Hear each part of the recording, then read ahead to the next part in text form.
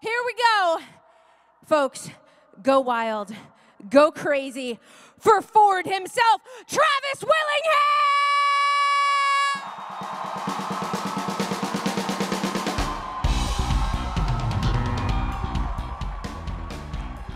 All right.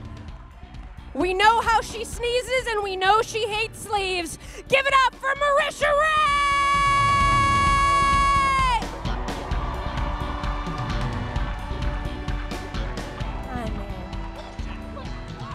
All right, give it up for Molly. That's right, it's Taliesin Jaffe!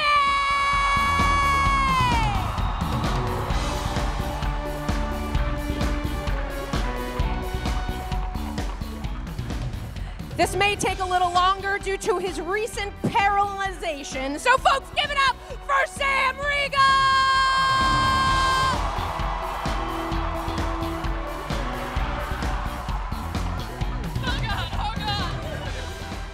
Folks, you know him, you love him. It's Caleb Liam O'Brien!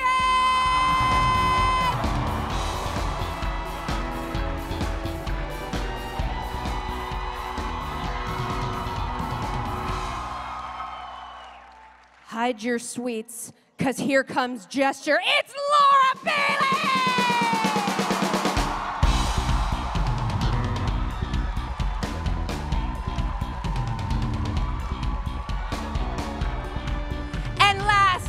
Certainly not least, the DM to end all DMs, it's Matt Mercer!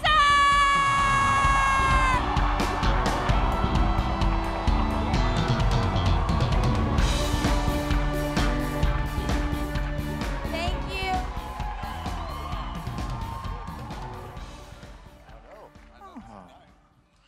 Good morning. Wow.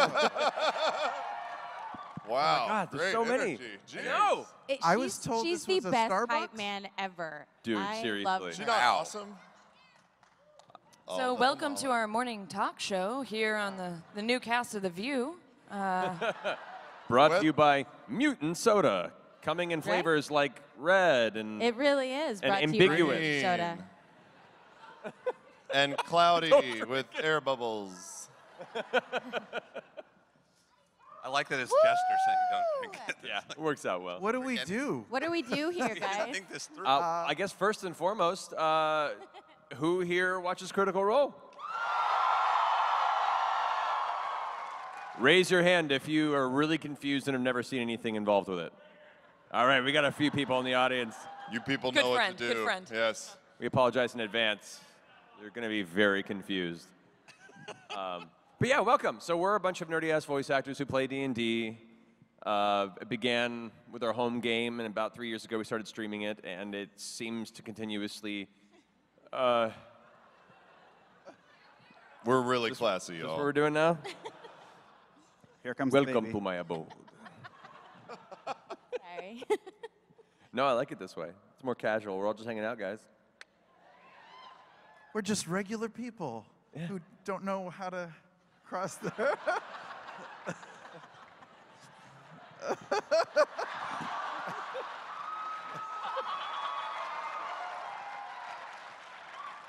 Tuck and roll, tuck and roll. Go limp. That's some dad acrobatics. That was awesome. We will tear a meniscus before this panel is over. We will find a way to hurt ourselves. Well, here, you guys mostly know stuff about us, so we won't bore you with talking about ourselves when you could ask us questions that make us all nervous. So do you want to go straight into the Q&A and we can have a conversation? I think this is a good plan. So Yes, let's do it.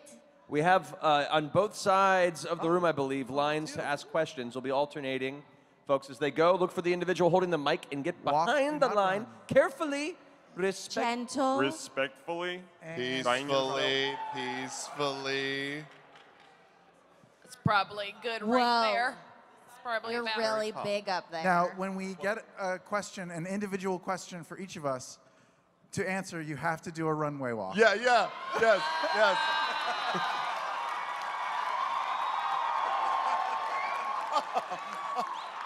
I'm into it.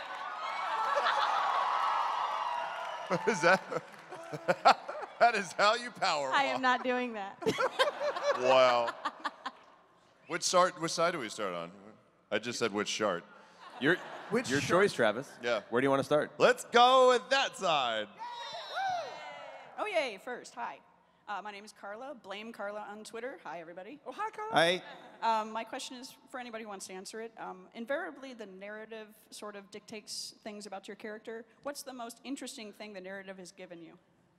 So what's the most interesting thing the narrative has given your character that you weren't initially anticipating? Craven Edge. Pretty good narrative gift. It's a sword that talks and wants death. I didn't. What is it? What thing happened out of our control that? What thing in the narrative informed something about your character you weren't anticipating that you liked? All questions for Liam have to be in German, by the way. I'm sorry. Eine Frage? Eine Frage? 9. Yeah, that's been unexpected. Wait, Form the whole we party should, name. We should practice that right now. 9. Nine. Nice. That seems so weird. I don't know.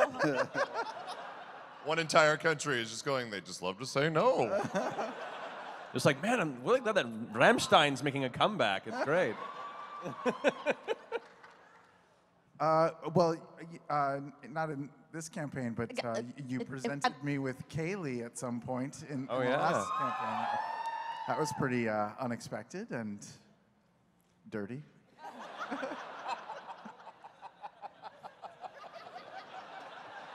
You tried to hate on your daughter.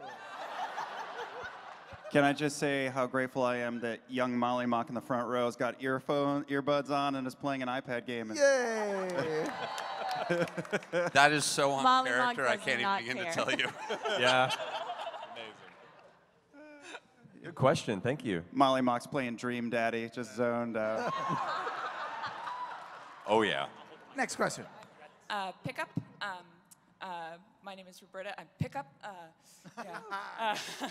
I'm from Kansas City, so thank you for coming to the Midwest so that I could not, fly forever to get to where you guys are.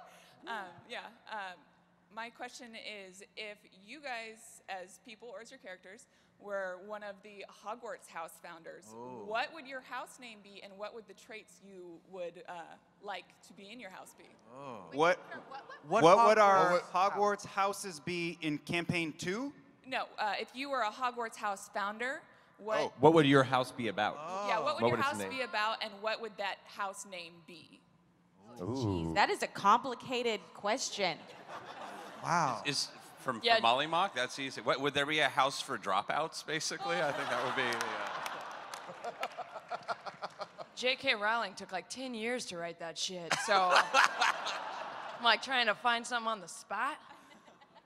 I've got one. Okay. Oh, well, of course you do. My, Matt. Runway.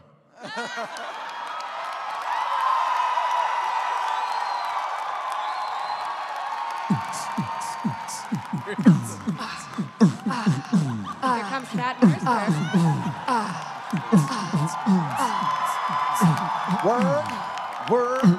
Work it, work.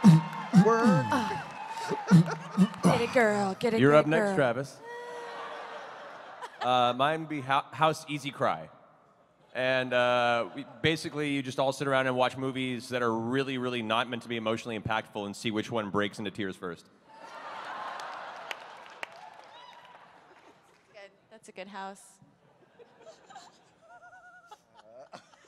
I think we'll go with that answer. I don't think anybody's going to top that. Nah, yeah, that's good. That You have feels one? solid. Okay. Yeah. That means they're all apparently part of my house. But my house animal would definitely be a bear. I know that much. Okay. Thank you.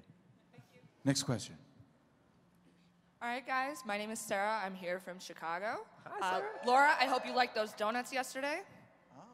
Wait, what? There were donuts yesterday? Yes, you did, and they were good, and I ate them. I did not share them. Hey, that's fine. I told you, hoard them and share And them. you just That's your- outed me. That's fine. Anyway, my question is, I saw the box. Yeah, I didn't see any donuts. I know. I mean, I we're didn't not really share them. surprised by that. I mean, That 50-foot woman ate all the donuts. So my question is, it's been a couple months now since the Critical Role Hamilton crossover soundtrack came out. What is your favorite track or tracks from that album? Oh, man. I like the skull debate that we had. That was really good. I listened to that several times. The skull debate was really pretty spectacular. The Percy Keyleth cabinet debate was also pretty good. That was The also really cabinet good. I like both the cabinet albums. debates were really awesome in that. Yeah. Oh, man. I'm just waiting for a Dear Evan Hansen something. Anytime Raishan was singing, I was happy. gosh, Yeah. yes. So cool. I loved my Vex singer. She sounded amazing. Yeah, I'm Have a you little met her? biased. Yeah, she's Oh. here. Nice. Uh-huh. Is she in here? Nope.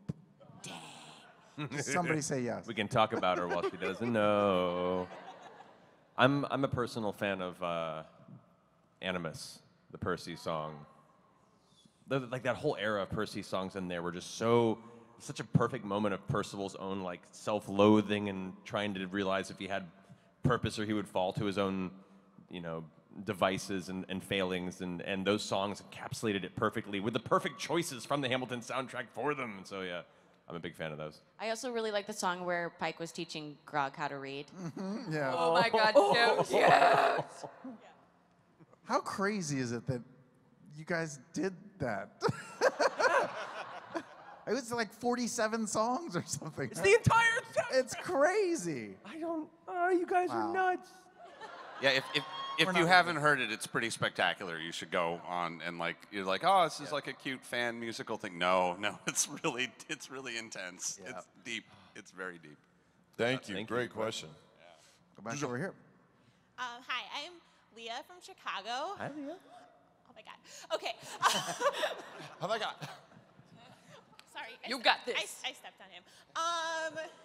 We were talking in line about our D&D characters, and we came up with a really good question that we would like to ask you about your characters, I guess from campaign 2. What would your character's favorite brand name cereal be? Oh. That's a good question. Do the walk. Get a girl.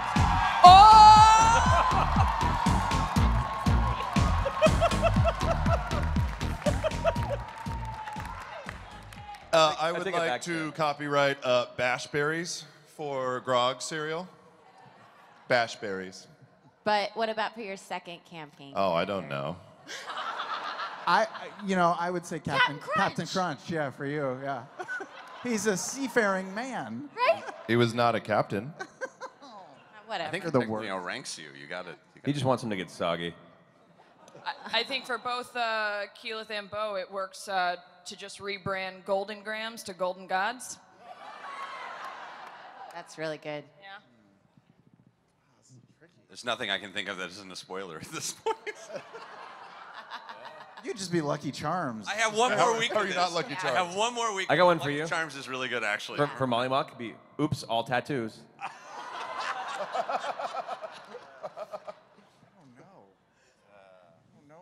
For not? What's like a really stinky, dirty cereal? Calebos. Muslix. Yeah. Crackling oat bran. Yeah, That's like mine. Muslix. Mucilix. Kind of works perfectly for Caleb. There's Corn like, isn't there flakes. some that's just like, it's called like something sticks? What? For not? It's like a sticks. There's They're- a Sticks? Yeah, they're like I've seen little, it in the they're like cereal little aisle flat too. sticks. Yeah, it's like Oh, yeah, black. that would be It's like perfect. the most Yeah. hated cereal in the world. You see it and you're like, you could build things with that. You're not gonna eat it. I feel like Jester would just be like every sugary cereal Cookie in a Crisp? like Cookie Crisp with like Fruity Pebbles, with like Fruit Loops, with Lucky Charms all mixed in a bowl together. Is this Jester or from this morning? The question So? wasn't what you had for breakfast. It's a thin membrane. Ooh, I ordered oatmeal that was like creme brulee oatmeal. Oh. It was so sweet though, you guys. Was it good? Yeah. Runway walk. Good question. Oh, yes! Thank you.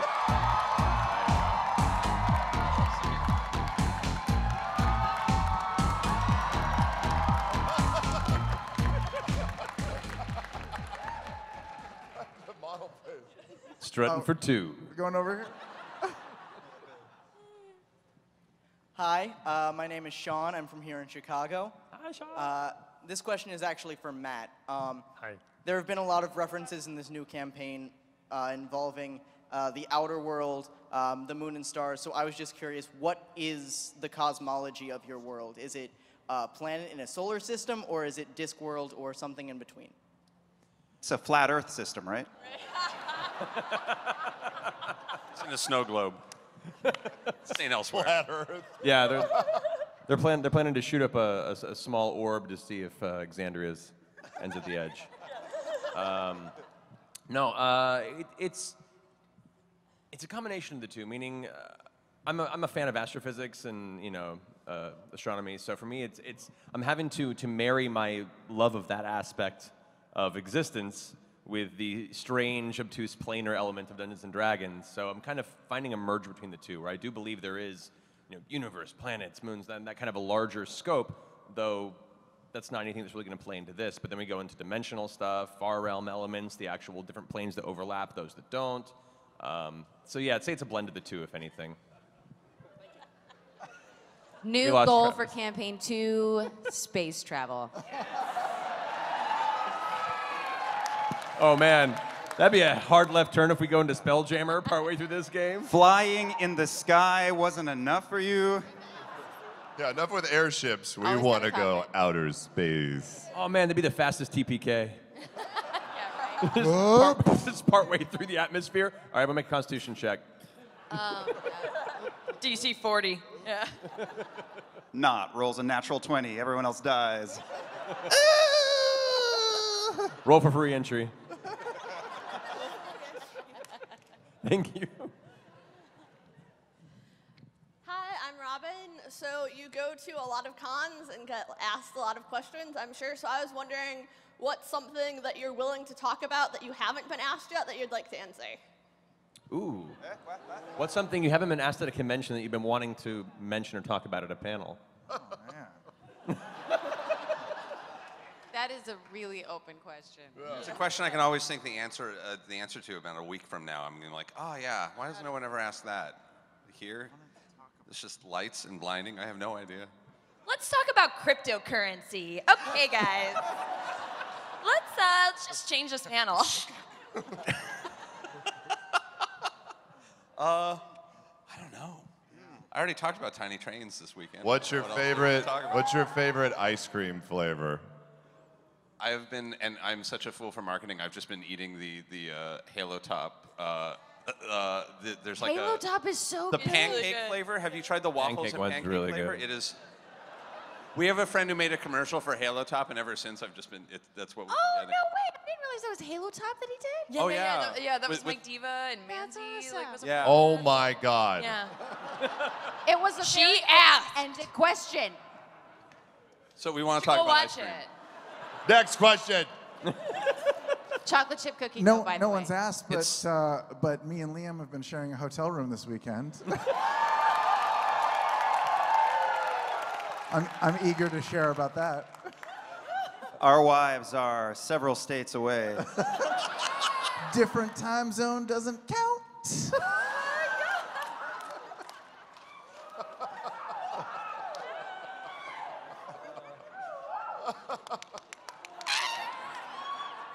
I don't think it's going to get any better than that. So good question. Back over here. Hi, I'm Angela. I'm from Chicago. I have a question for all of you. What's the weirdest personal experience that's influenced a personality trait for your characters, or Matt, in your case, a plot point? Oh, interesting. These are two difficult questions for 11 o'clock in the morning. You're giving us too much credit. Being pregnant made me make Jester like pickles. That was a fully pregnant clue. Yeah. Yep. The hospital sequence was based on a real teenage shenanigan, which began with the phrases, and can anyone here vomit on command if it's necessary? Like, with a little bit of prep, sure. Long story.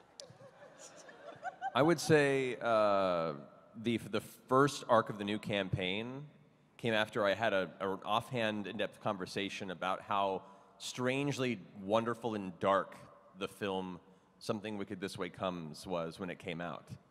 If you haven't seen that film, it's technically a Disney film, but it's really dark and deals with a carnival that blows into town, and it gets weirder from there. Jonathan Pryce is in it, and it's amazing. Yeah. So the conversation with that kind of triggered my thought process on what I wanted to do my introduction for the new campaign. What happens in this campaign? The one you played. But what happens next? That was a good question. That was good. Well done. All right, so we're up here now? Yep. All right. Hello, I'm Jocelyn from Chicago. Hi, Jocelyn. Hello. I was wondering what your favorite Studio Ghibli films were. Favorite what? Favorite Studio Ghibli films. Favorite Studio Ghibli films? Yeah. Oh. Porco Rosso. Princess Mononoke. Mononoke.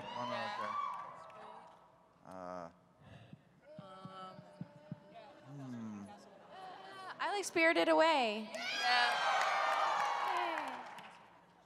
The Emoji Movie? It's underrated.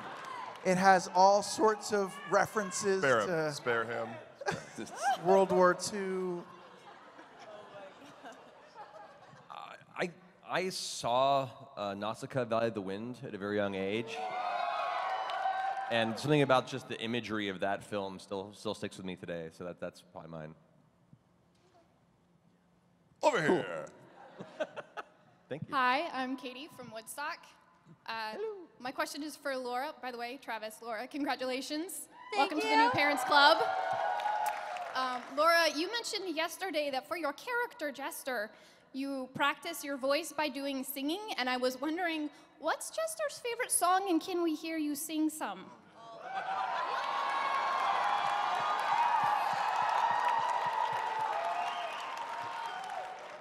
Oh no, that's terrible.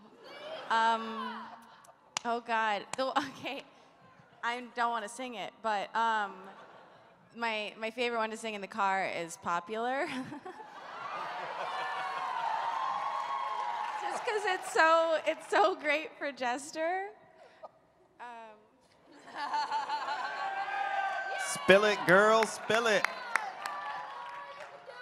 Wait, now I don't remember any of the words. It's too Popular. No, I know that. I wanna be popular. Okay, fine. Oh God. Whenever I see someone less fortunate than I, and let's face it, who isn't less fortunate than I? My tender heart tends to start to bleed. And when someone needs a makeover, that's you, Caleb, I simply have to take over. I know. Exactly what they need.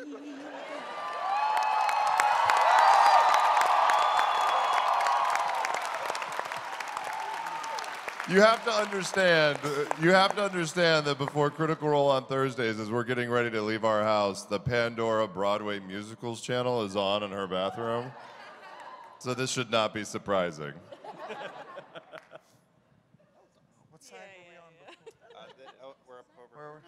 We're on this way. I can't remember. Hi, I'm Richard from Ohio. Hey, Richard. And I want to shout out to my buddy Macaulay. And my question is for Sam. What phrases or things do you like doing more, either with shitting the bed or Burt Reynolds? Do I prefer shitting the bed or Burt Reynolds? Pretending to be a mustached action hero from the 80s, or defecating in people's beds? Yes. What a legacy you've left behind. It's rich career. Very binary choice here, Sam. This is the rest of your life. Change the world and leave it in a better place than you found it. Oh boy. Hashtag role model. What have I done, guys? Oh God, I could have created art. or music or theater, but I've ruined my family name. You're the voice of so many amazing brands. Oh my God. My children will be shamed of me someday. Your tombstone, Sam Riegel. He shat on many beds. You are our Spuds McKenzie. You know, pooping in beds, while amazing, has led to so many gifts of fake poo from critters that I prefer the gifts of fake mustaches, which I've also gotten a lot of, because those I can give to my son and pretend that he's an old man. Yes, but both are horribly embarrassing, and I apologize. Oh, but what's not embarrassing is my collection of fine t-shirts.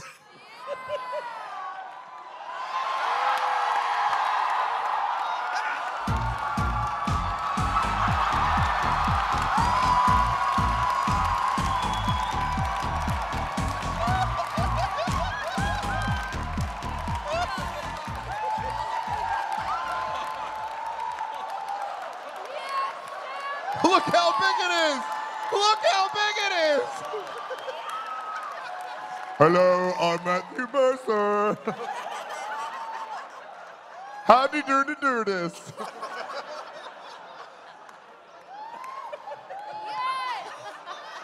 How you do this?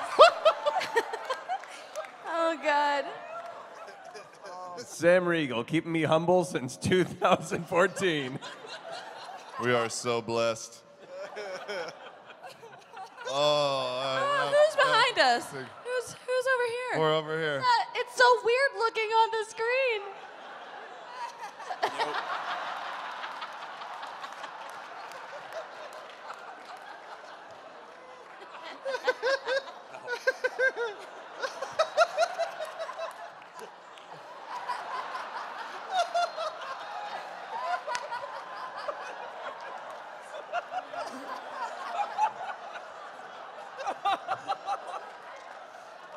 Amazing.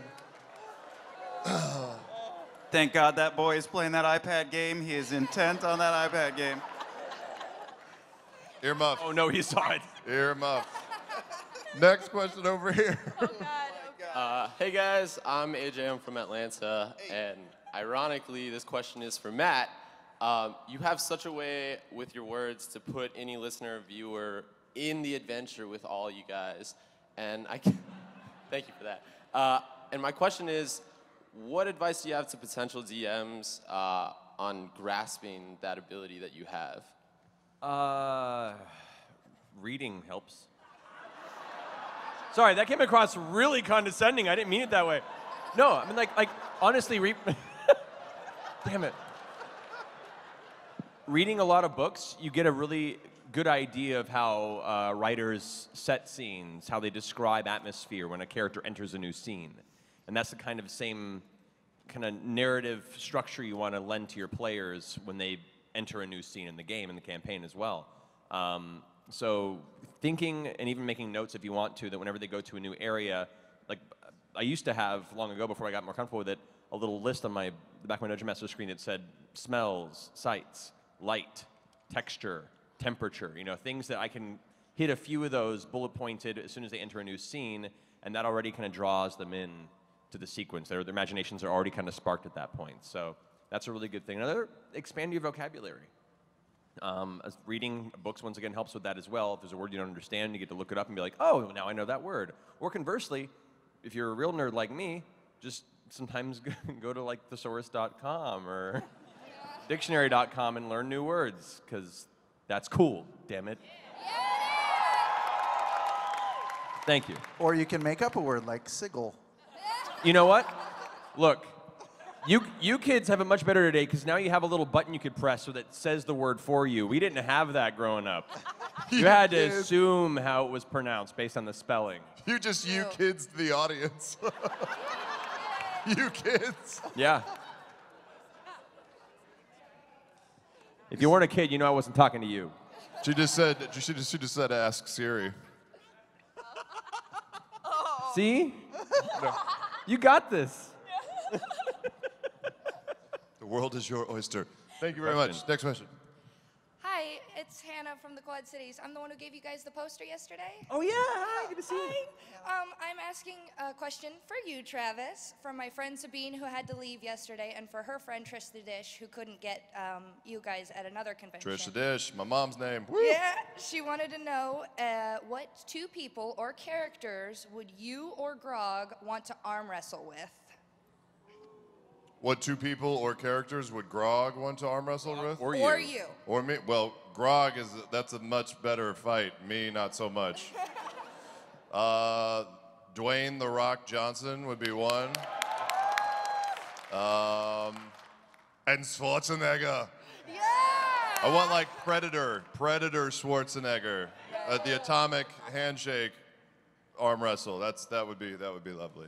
Good answer. Good answer. Thank you. Ooh, right over here. Hey, I'm Ian from Chicago. My question for you is, or for Matt, is as an aspiring DM, you're basically an inspiration for a lot of people. So what is your preparation for each session? How do you prepare? It ranges. It's a lot easier for home games. When you're streaming it, your world building has to be very thorough, because a lot of people are going to be combing through it and finding plot holes or trying to see, well, that doesn't make any sense. And I'm like, damn it. So for me, my world building takes about half my prep time every week. Is about just trying to lay the tracks ahead of the train, if you will. But for me, it's depending on if they're in a city, it's a lot more prep because it's a lot more kind of open form. If you're on a path, for me, it's figuring out what would be some interesting encounters that they can come across that challenges their skills, challenges their abilities. It doesn't hurt, especially, to tailor some abilities to specific classes so characters have a moment to shine if they know how to step into that space. Or they forget they have Mage Hand. That happens sometimes, too. Oh,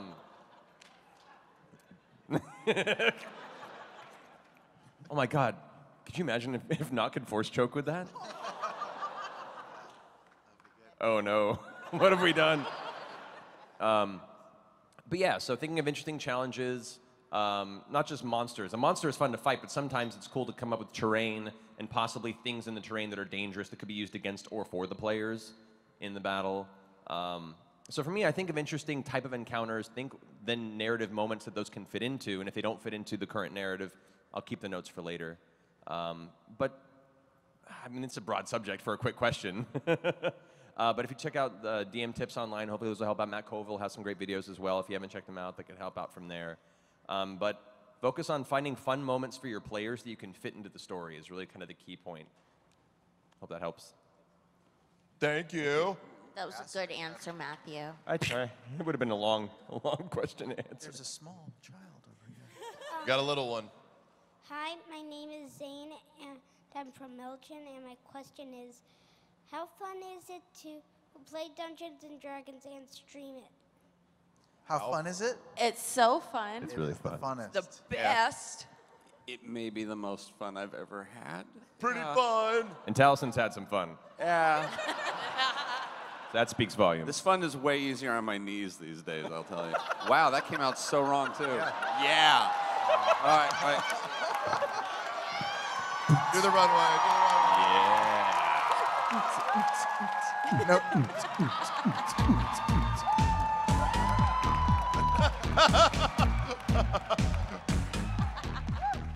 Yeah, I deserve that. It's fun. It's fun to play the game, but it's fun to hang out with you guys most of all. Yeah, we have a job that forces us to do our favorite thing on a weekly basis. Yeah. I hate you guys. I mean, we know, we should have mentioned that caveat that Travis doesn't like any of us, but outside of Travis, yeah. Is this panel over yet? We're going to do shopping now for 20 minutes. Thank you very much. Thank you very much. Over here. Hey folks, I'm Elliot. I live in Chicago. Laura and Travis, congratulations on impending parenthood. Thank you.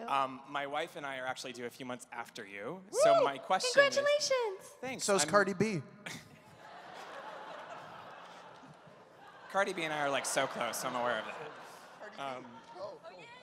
But actually, my question is for Liam. I was wondering if you have any recommendations for introducing your kids to D&D and gaming. I started DMing after Critical Role. Just completely took me by storm, but I have players who are much older, so any tips would be welcome. I'm so sorry. I only got about 5% of that. With kids? Yeah, I'm going to be a dad, and I want to introduce my kid eventually to D&D, and I know you DM for your kids, so any recommendations would be great. Wait till they're 3 months old. Right. If I may, thank you for walk asking. up, buddy. Thank you for asking Liam a question. The runway is waiting.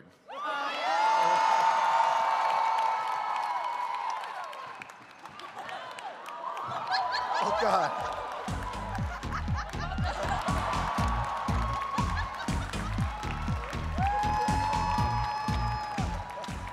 That multimedia back pocket. Oh, that's even weirder with the shirt. Oh, God. That's what their hotel Fine with room the looks shirt. like.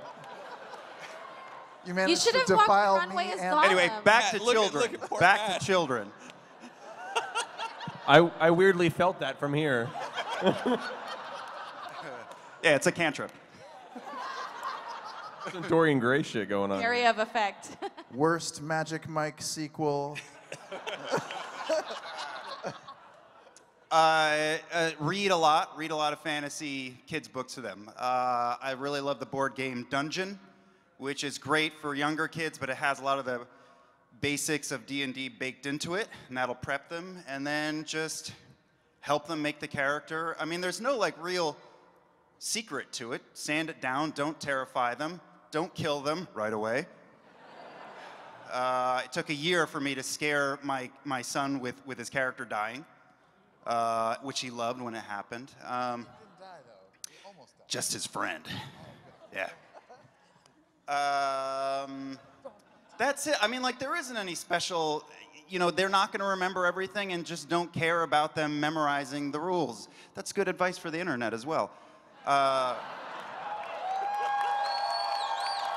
At its core, it's just about make-believe and having fun and letting your players make the choices. So that's easy to do.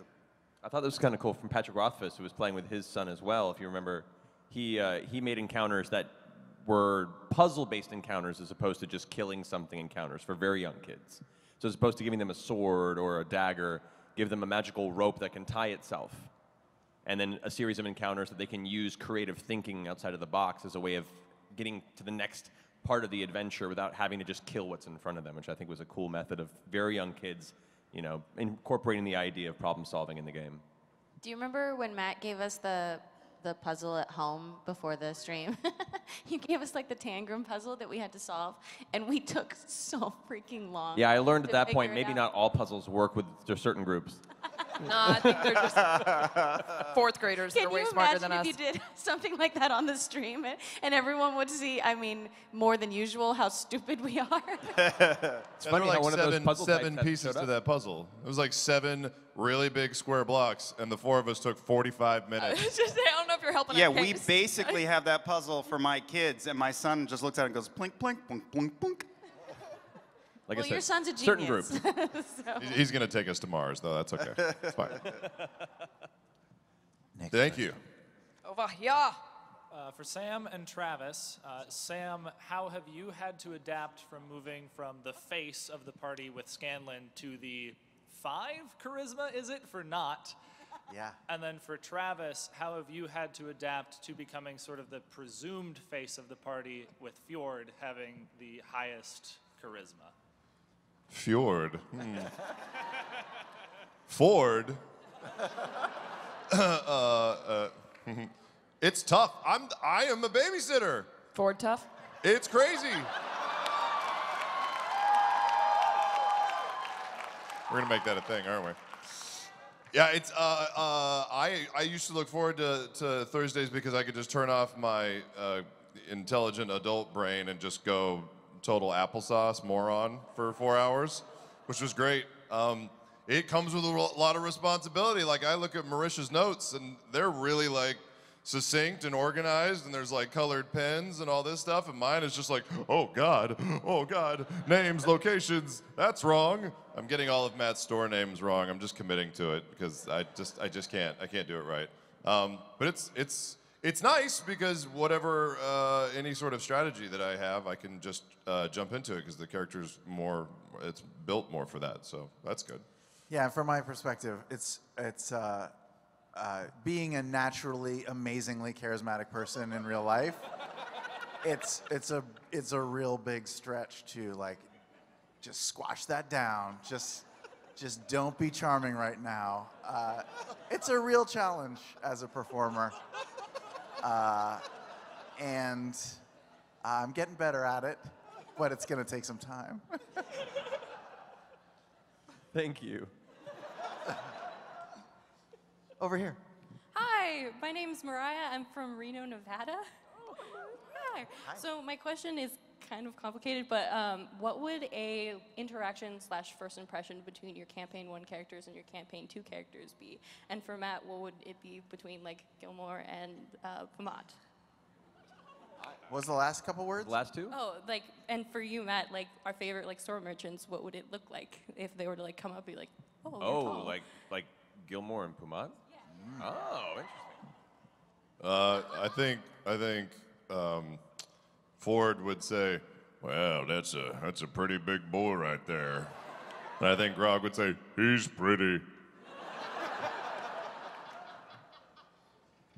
I feel like Bo would just do her classic, "What's your deal?" with Keyleth. Oh, yeah, get the walk.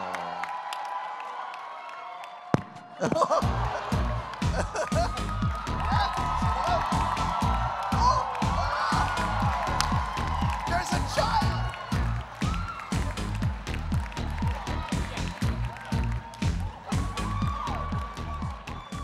Yeah, I put Y'all a didn't ring know I on could that. drop it like it's hot, did ya?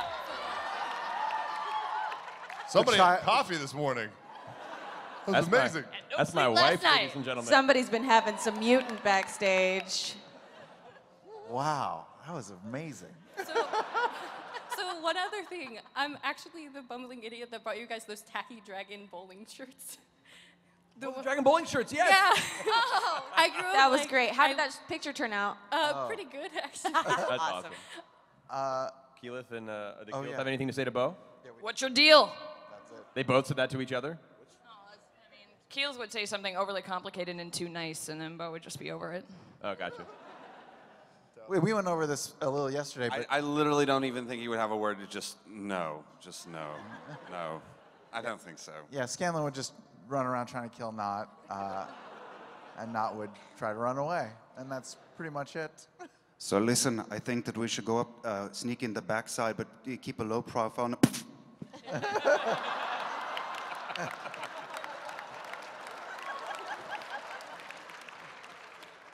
I think Jester would see Vex and run up and try to hug her, and Vex would just hold her hand out.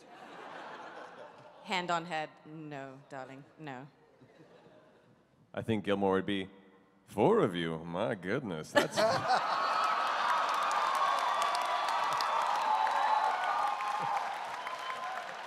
I bet that makes it a lot cheaper on the overhead of running the actual store. Are you looking for a job, perhaps? Oh, you made it businessy. I appreciate it. Respectfully, I have my own establishment. But you're welcome to come by and see if you got something for trade. I thought it was going in a completely different direction. So did everybody else. Thank you. There's only so much I can fuel the community, okay? I have to be careful with my word choices. My name is Logan from St. Louis. And I wanted to ask, back from the first campaign, was it Clarota's original intention to betray Vox Machina, or did the Mind Flayers have some sort of effect on that? So for Clarota, it was a very, very small chance they could have maintained Clarota to their side, because inherently, as a Mind Flayer, an Illithid does not care about people. And working with the team was only purely out of self-preservation. So I was keeping track of the interactions with Clarota, seeing if they were able to work hard enough to try and like really empathize with this creature and being outcast and shunned, and in the final moments made like a final plea and with a high enough persuasion roll, they might have given enough pause to where the Illithids would have turned against Clarota and then would have probably joined their side. That didn't come to pass. But that's also kind of the fun nature of D&D. You know, you prepare these possibilities and get excited about which one might come to fruition. Still made for an epic end to a betrayal, but yeah. Oh my gosh, what if we would have persuaded Clarota and then he would have been a friend of ours the whole rest of the campaign? Then you would have spent the whole campaign trying to somehow keep anyone from knowing that you have a mind flayer with you. He turns into that friend. He just follows us everywhere, and we're like, now how do we get him out of the party?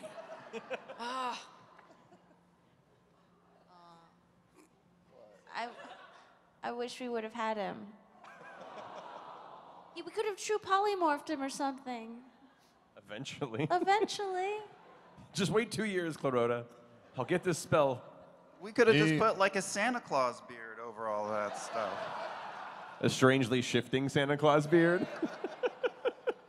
He needed to die.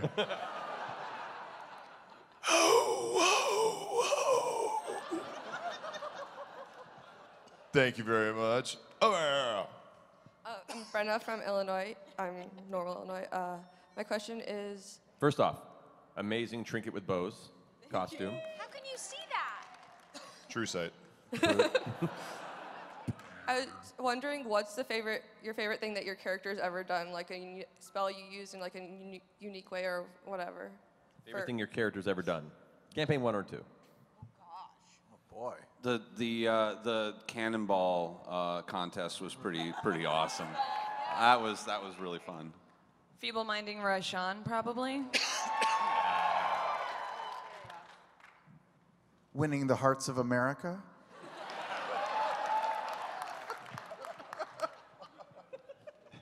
You're such a dick.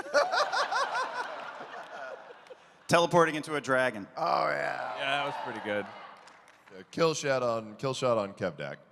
Yeah. Mine feeds on that. I think Grog in the Pokeball was one of my favorites. That was crazy. I enjoyed doing the tra la la la la.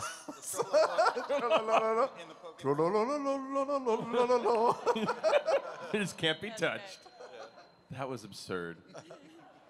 I'm gonna miss you, spellcasting bard. I know. I still kind of regret in our battle royale where Tyrion did the hamster ball and that we didn't just all wait 10 rounds. Sure. We joked about it. I hold my turn. I hold my turn. I hold my turn. I hold my turn. I hold my turn. I hold my turn. Just around. Would have been so easily killed. Staring down. Dang, why didn't we do that? That would have been great. I know. You guys can't do this. Yes, we can. Good question. Thank you. I'll regret a lot of things. Hi, I'm Mick, and I live in Chicago. And before I ask my question, I just have one message to send to Liam O'Brien from my sister Shem over there. Raise your hand. And she's a German major, and she loves speaking German, and she just wants to say that she really appreciates Caleb speaking German. So yeah, that. Oh, yeah. Now, on to the question. Okay, yeah. Okay. Awesome. Sorry, guys, it's a little hard to hear for Oh, us. sorry. Oh, so yeah, she just appreciates that Caleb speaking German. Yeah, Because okay, danke. Yeah, that's good. Okay. Yeah, okay. So I would just like to ask, since I've joined my first campaign this year, so I'm a D&D noob, I started as a bard, and I would just like to ask, is there some kind of Bard's Guide to Survival for Dummies from you guys? Bard's Guide to Survival? Is that what? Be best friends with a giant. Yeah. Yeah, I mean, choose some healing spells and stay away from the fight. Yeah, I guess I didn't. I lived. That's pretty crazy. Yeah. Well, you did that. You stayed away from the fight. Yeah. And you chose some healing spells. Yeah. Yeah. And you rode that fine line between annoying and endearing, which I think is a very important thing for a bard. Yeah. Thank you. Yeah. Are we talking Sam or Scanlan right now? Good point. Yes. Hi. My name is Sarah. I'm actually way up from Wisconsin. Real quick, I just want to say, Laura, my friend Gaston actually crocheted you a nice little dice bag. It's nice and pink. I'm hoping this can get to you at some point before I leave. Yes, totally. But my question, because I know this will inspire her to do some fan fiction. Modern AU, what jobs would each of your characters have? Ooh. What job in the modern world would each of your characters have? Our new character? Yeah. Yeah, our new characters. Bo would be a postal worker. Oh, straight up. Yeah. Disgruntled. But like the one you always see videos of online that like chucks the package Throws from the 15 package. feet away. Punting people's Amazon Yep. orders, yeah. I guess Ford would work for the CIA. I mean, he just changes his face all the time. Yeah. Molly would be teaching fire spinning on Venice Beach, basically. Yes, yes. Caleb would either work for DARPA or perhaps be like Christian Bale in the movie Moneyball. He would be barefoot in the office looking at 1,000 numbers and figuring out how to work the stock market. Taylor, so she could have buttons? I don't know. I don't know, maybe I would work in like a candy store or something. Yeah. Or just like not work and like freeload off of her mom. Trust fund, baby. Would it be all right if I came up to give this to Laura? Yeah. Oh, Jamie's Jamie gonna go ahead. right Jamie. here will help you out. Thank you so much. That's awesome. You look awesome, by the way. Thank you. Over here. Hi, I'm Eric from Indiana. Hey, bud. Hi, and I'm a teacher at a middle school, and I run a campaign for some of the kids, but it can get pretty chaotic because there's between 9 and 14 kids that like to show up. Like, the last session I DM'd, there was a kid that had to leave his phone on, and his text tone was the Seinfeld ditty. And it kept interjecting, including at the climactic moment. So it was like the spell scroll takes effect and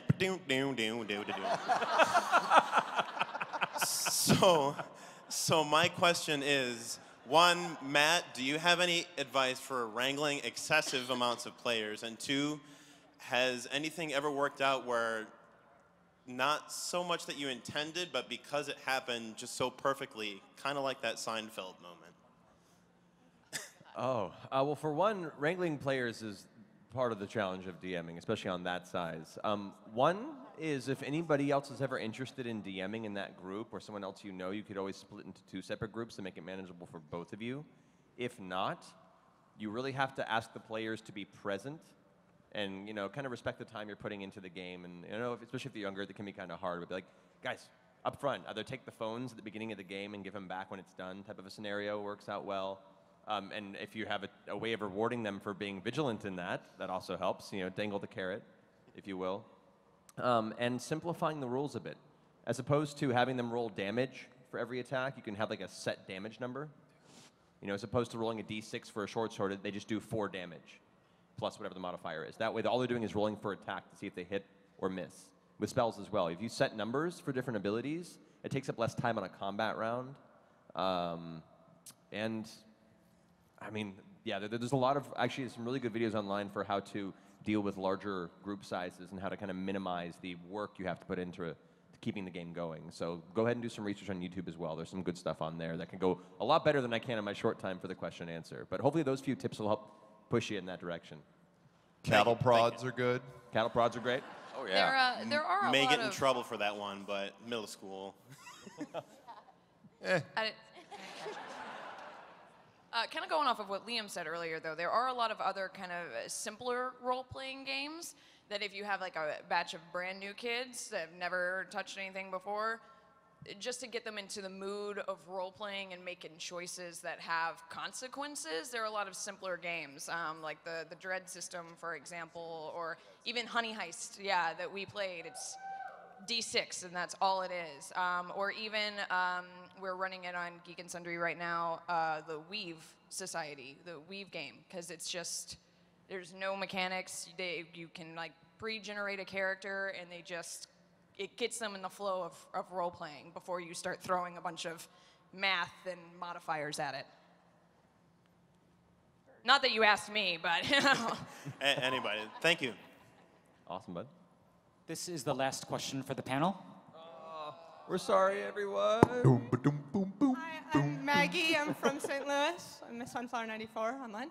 My question is for all of the players. I saw on Thursday Liam posted a YouTube video for a song that reminded him of Caleb, and I wanted to know if there was, if you guys have started either officially or personally playlists for your new characters, and if we could please know at least one song that you have.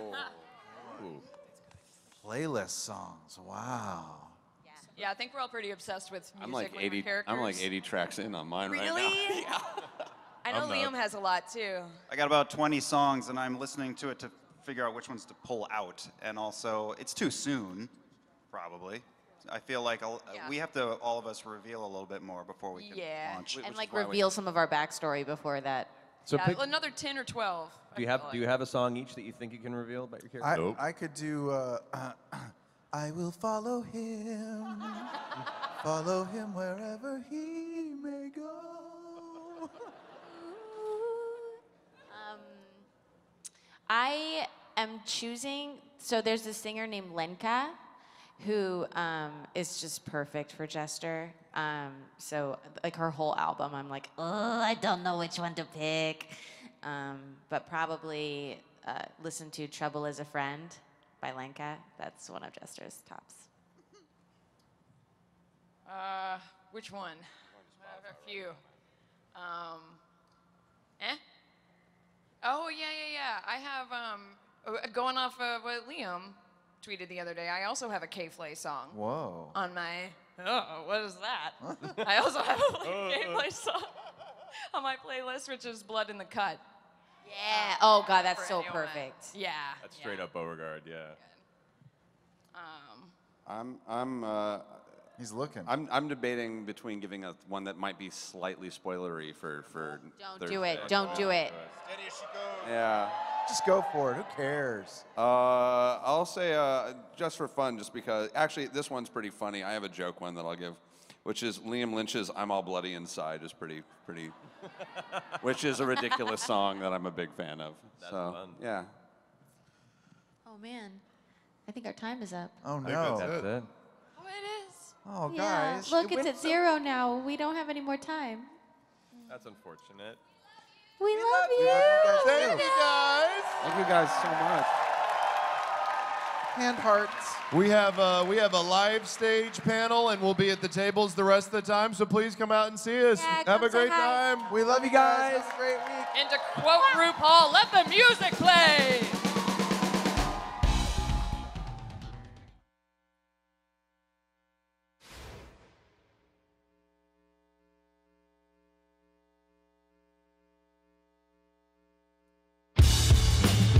Card miles is not a power. Do you think it's unethical for a superhero to enter a weightlifting competition using their...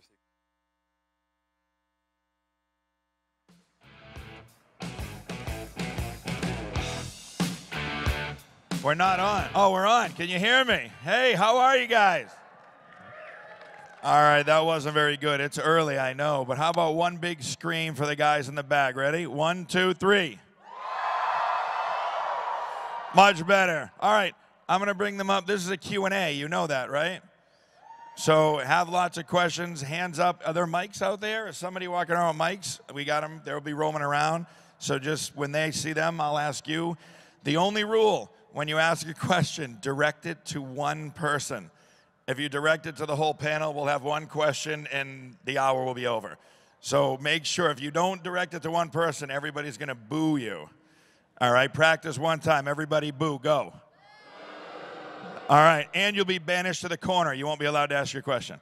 All right, first up, we got them lined up here. I see Charlotte Chung, folks. Next up, we have Vanessa Marshall. How about Susan Eisenberg? I see Fred Tatasciore.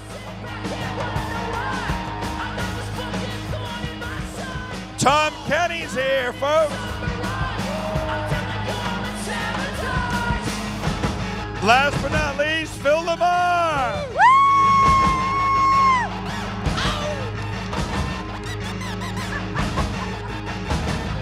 All right, that's everybody. Okay, yes. How are you guys? Good. Great. All right, we're I'm going to sit- have... I'm sitting on the crack. Oh. No, that's good. My That's crack, nothing my crack new. is on a crack. I love it. Feels good.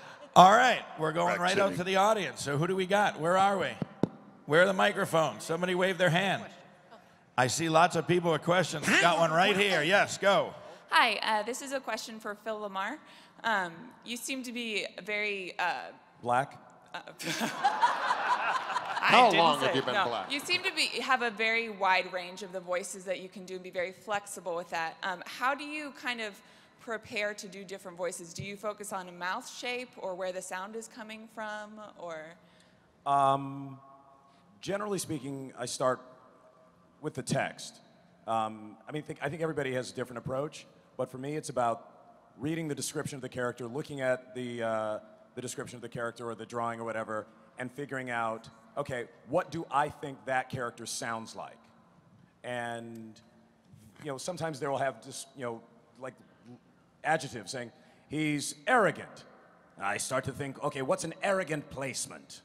And then you keep reading on and try to put them all together into a voice that represents the ideas that the writer's trying to put across as much as possible, and then adjust from there.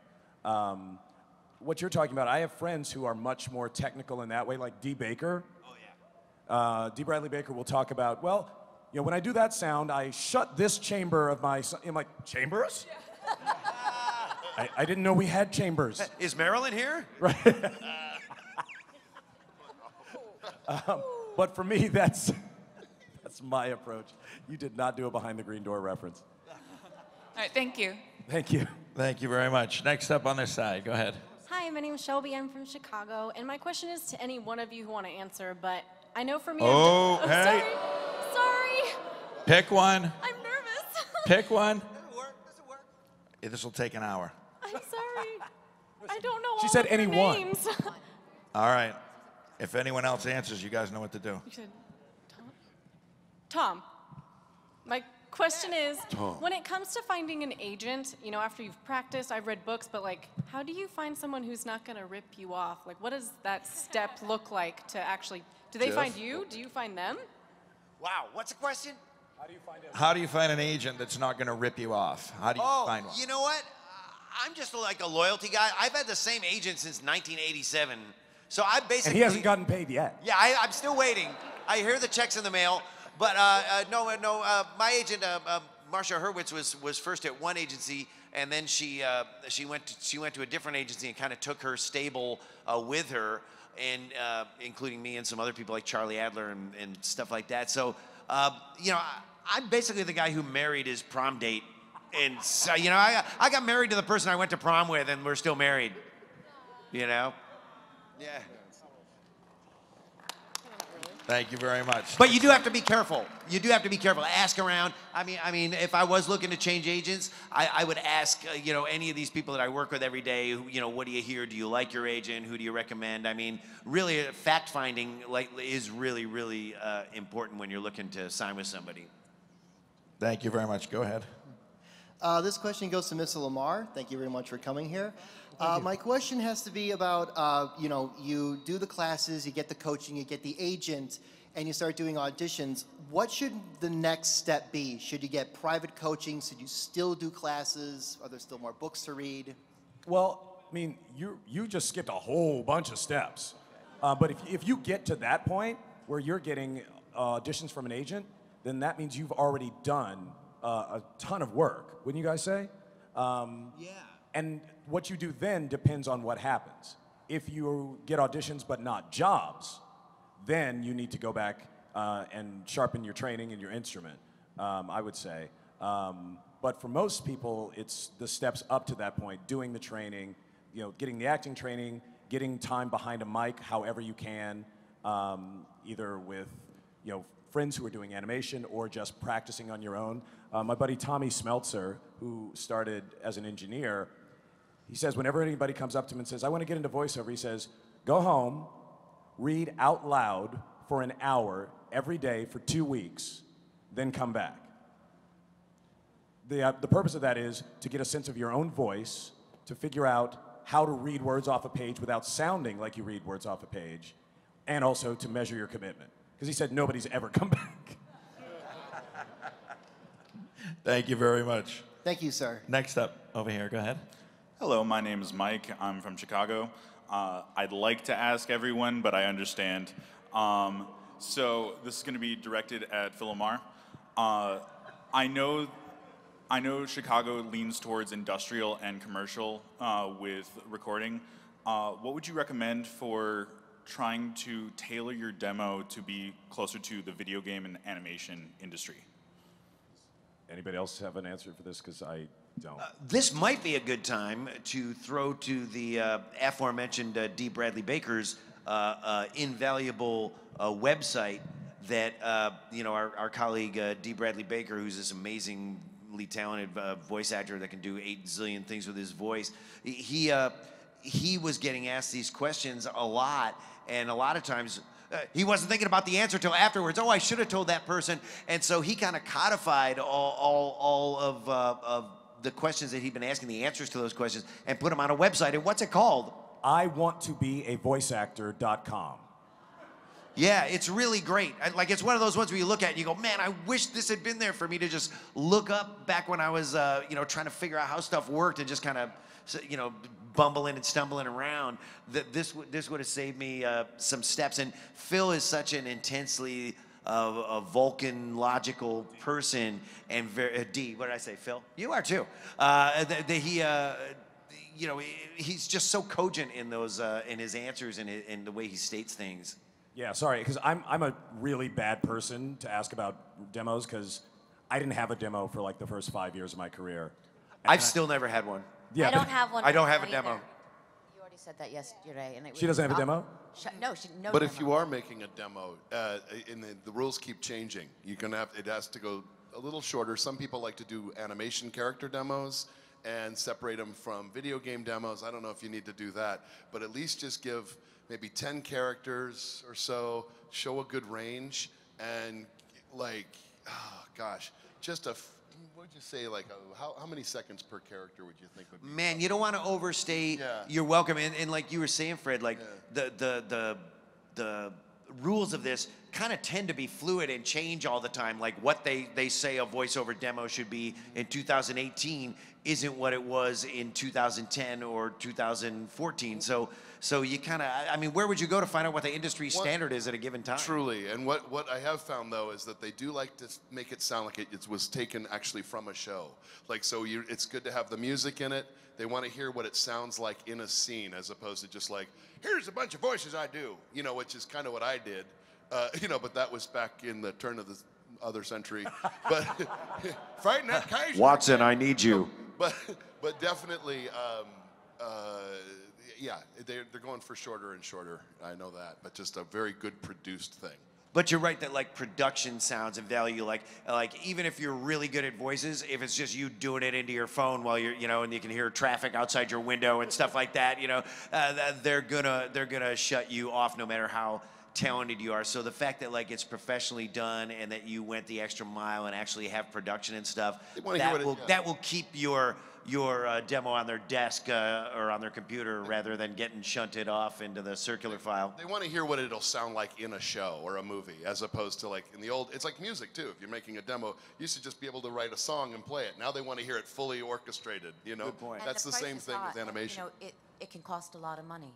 So you want to shop around and make sure, that it's going to be quality, that you can trust the person, because they can be from $1,800 and up, because they have to build the spots. You may not have any professional jobs at that point in your career. You haven't worked yet. So they have to create those for you, whether it's commercial, promo, animation, and that costs a lot of money to start from scratch. And you do get what you pay for sometimes. But then other times, there are usurers or, people who overcharge and stuff. So again, like we were saying to that earlier question, you got to be careful and do your due diligence, check around, ask around. Absolutely. Another good website just to pipe in is Demos That Rock or VO Buzz Weekly. That's a show every week that tells you exactly what to do to get in the business, and it's by people working in the business. So go to Demos That Rock. That'll tell you currently what they're looking for. Just another resource.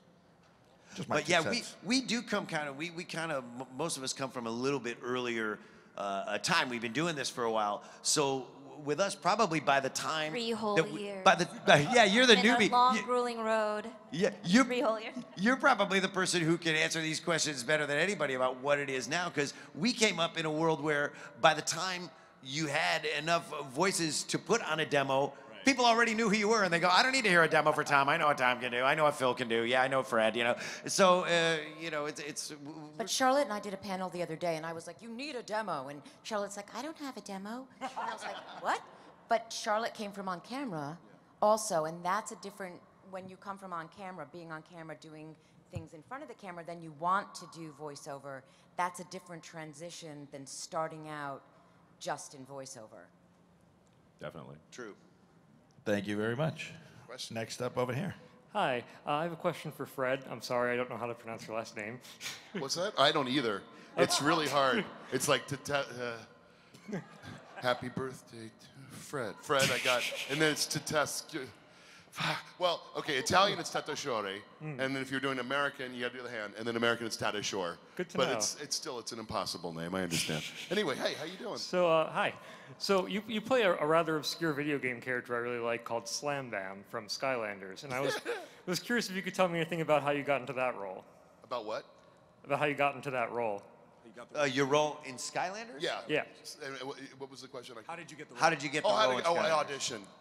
Basically, how it wasn't from my demo, I don't think. No, it was basically like for a lot of us, we'll get the specs ahead of time. We'll get a picture, hopefully, of the character, which I love, and then a description. The specs are the description of the character, and then I will try to figure out what they want from the description. And Skylanders is really good about laying out a good, simple. You know, just here's the guy, here's the log line, and here's your guy, and then it leaves you open. So you're like, you'll try maybe 3 or 4 versions of like, I'm gonna blow you up. I'm gonna blow you up. I'm gonna blow you up. You know, and you do like different versions of that, and you see which one they like. Then hopefully they bring you in. You say, which one did you like? And they say, none of them. No. Then you bring them in, and then you kind of go from there. That's kind of how it worked for that at least for that character. Absolutely, thanks. Thank you very much. Wait, Jeff, can I, since we're mansplaining the hell out of everything here, since ain't none of y'all got questions for the women. I do. I just wanted to throw one thing out, sort of a FAQ. People always say, well, you guys don't have to audition anymore, do you? We do. You always have to audition in voiceover. Tim Conway was auditioning. Yeah, like last year. I was like, oh my, are you kidding me? You know, and part of it is, in on camera, they can sort of look at something you've done before and say, oh, let's hire you to do that in our picture. We'll just give you a different, suit, But in voiceover, you're always creating the character anew. And each creator needs to hear the voice you're gonna do for their character, their show. Everybody has a different tone. So they're never gonna just hire Tom to do SpongeBob's voice in a different show. He's got to come up with one of his other 900 voices. Well, and they also like to stack up those recorded voices next to each other and see how they sound, orally next to each other. Like, wow, I really like this voice and this voice and this voice. Let's see how they are on the ear, to the listener's ear when you mix them all together. And sometimes the sum of the parts is different than the individual Legos. So, but yeah, you're right. I mean, it's so not sexy, but we, our whole life is when we're not like in a recording booth, making voices for cash. We're auditioning, trying to get a job where you'll be in there in a couple of days making voices for cash. So it really is like this treadmill that you're like fishing. Always on. You're Yeah, it's a treadmill that I really like. Yeah, you always got your lines in the water. You're checking your traps, I really like that life. Yeah. But it's hard. Sometimes it's hard to explain to civilians, like especially if it's somebody that's used to going to the same office for 40 years, like Dunder Mifflin or whatever. They're working at the paper company, and they're just like, how do you do that? That seems like a weird way to live. And you go, I guess it sort of is, but it becomes normal to us after a while. Yeah, you're constantly reproving. You know, you may even be a part that you've had already. Stuff's and always then a new ending. show comes up, and you're going to re-audition for that same role. Yes. Yeah. Right. I'm sure you've had to re-audition for Wonder Woman, right? Because they're like, we're not Yes. sure if we want her Wonder Woman for this series or whatever. Like, yeah, we're always having to re-audition for voices that we already did. You're like, didn't I get this gig like 4 years ago? You know, and you know. I do it yesterday. yeah, exactly. All right. Next up, go ahead. Hi, my name's Kristen, and I'm from Ontario, Canada. My question is for the ladies. You have to pick one, Susan. That's a really good question. Hold on. I don't know what the question is going to be, but I'd like to answer it for the girls. So ladies, do you have any advice for a female that wants to get into voice acting? Because it is a fairly male-dominated profession. So any advice you have for a female looking to get in there? So advice for demos? Well, Charlotte's out. Just women, women in general trying to get into the voice acting field. Vanessa? Go first. How to get into voice acting? I always tell people go to iwannabeavoiceactor.com. I say go to VO Buzz Weekly. So I don't mean to say things that have already been said. Demos that rock. If you lived in Los Angeles, I would tell you about Kalmanson. There are a number of online schools that work, and I mean, I suppose there are differences in gender, but at the end of the day, we're sort of a motley crew, just a bunch of clowns trying to get a job. That, you know, demo rules apply just the same for men as it is for women. We're all just human beings trying to make a living. So I don't know that there's any specific path for women alone to sort of forge ahead. I don't know. Other than to step up to the mic and take that risk and have a great time and go for it, you know. And there was a time where there were just a lot more male voices out there in the industry, and there still are more. But I read for a lot of things that were male-oriented. Like I read a lot of car commercials, and my agent, I'm very lucky. My agent will always throw me in on something that they want. They specifically ask for a man, and they'll say, "Well, let's just throw you in there," and maybe when they hear it. They'll say, well, that's a different way to go. Let's maybe consider that. I read for a lot of sports promos. You know, NFL Network, that was unheard of back, you know, a few years back. So it is opening up a lot to more women. But like we're all just auditioning all the time. And that's really just the life. I guess what I can share is when I first got in, I was pretty shocked because I did come from the on-camera world that has, I think, just more women behind the camera as well. But when you walk into a voiceover studio, it's like 3 male engineers, a male producer, a male director, a male casting director. I mean, it's like all a sea of men, and then it's you behind the glass. And, you know, and if I'm being really honest, there's like jokes being cracked behind the glass. I can lip read, so I can see what they're saying, you know, and it's like sometimes it could become like, as a woman, it could become like sort of not polarizing, but you know, it sometimes could be intimidating, I guess. But I would say just be confident in who you are as a woman, and just continue to continue on that path and go for it, and don't be intimidated, and be yourself. Yeah, and I would say that at least in terms of like a change that I've seen in animation. Well, I'm saying you can. Well, go ahead. What?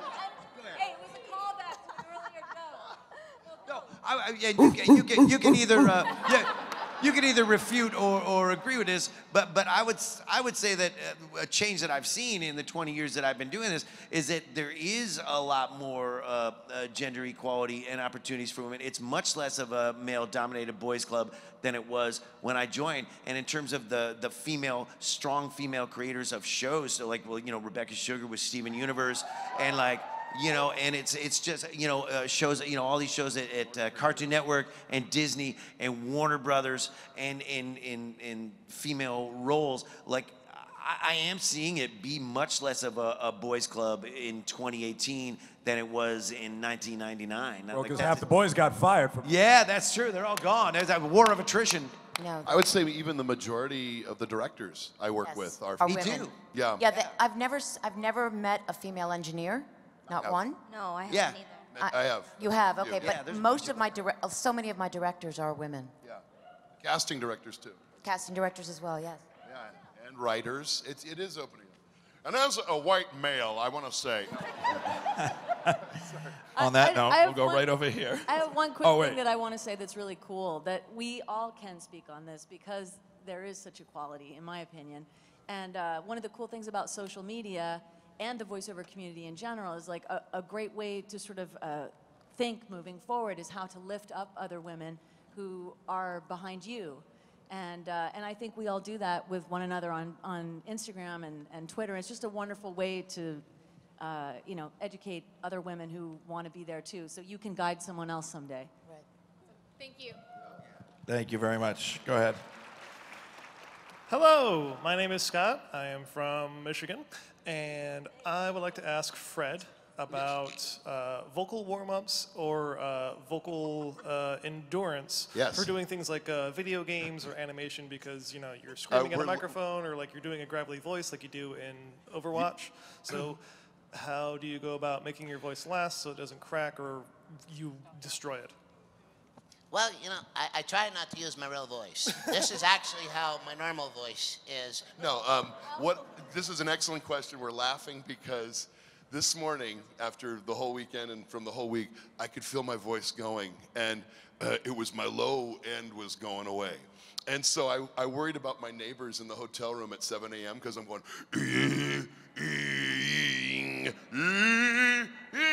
and then I finally got in a low voice, and then my high end went away. So I'm going,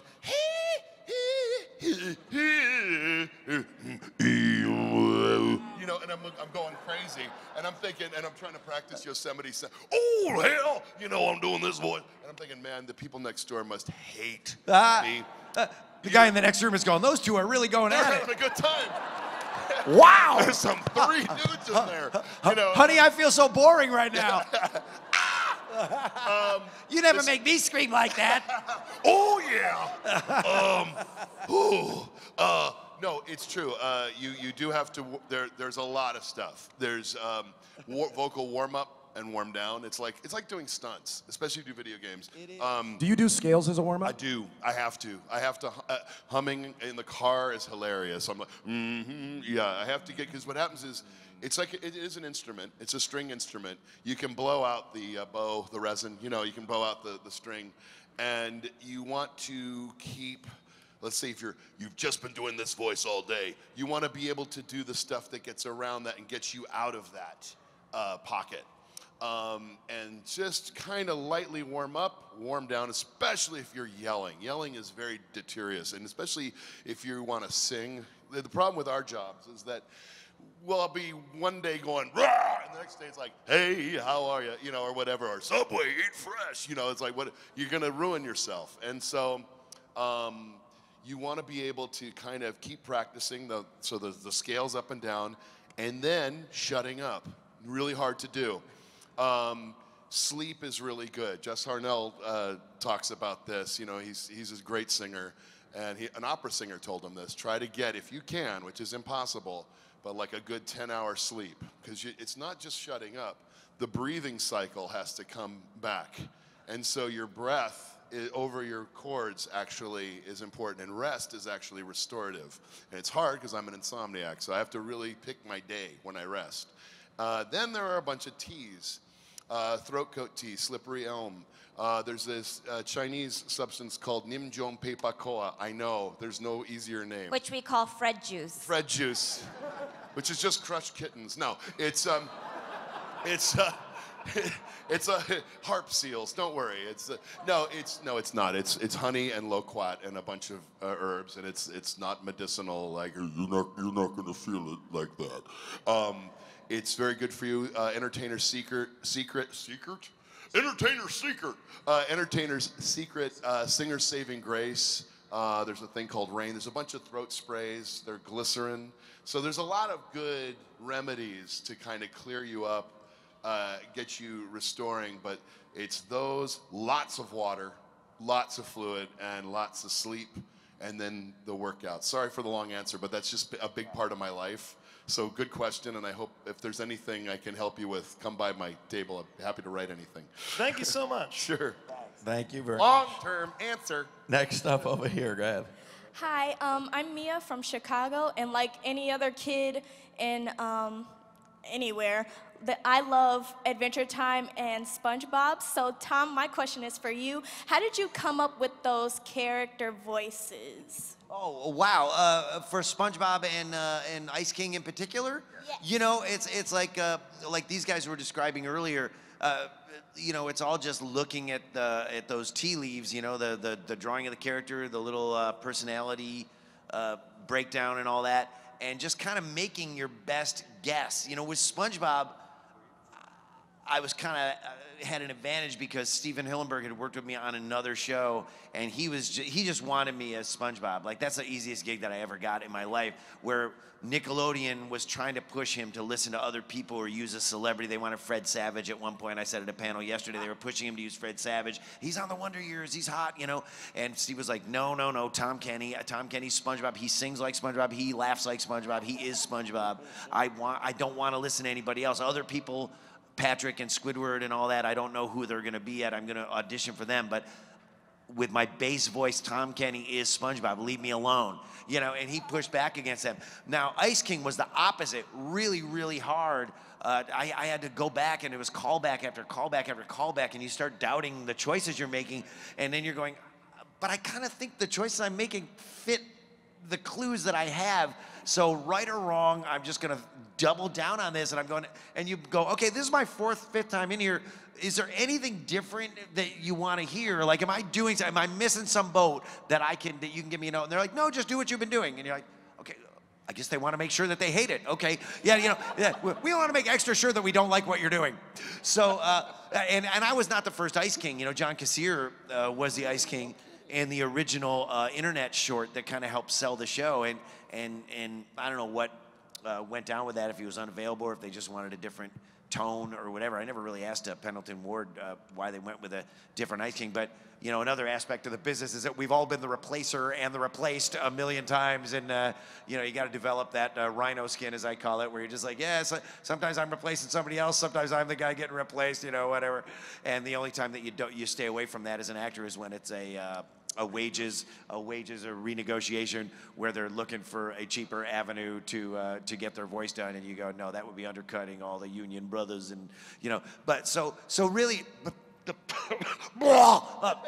my process was the same on both. You look at the picture, you look at the personality, and you just make your best guess. Our whole life is just making our best guess and hoping that your best guess is the one that sounds the best to their ear, you know, and that maybe the thing that you did pops in a different way than the other, you know, 25 super talented people that they're listening to or whatever.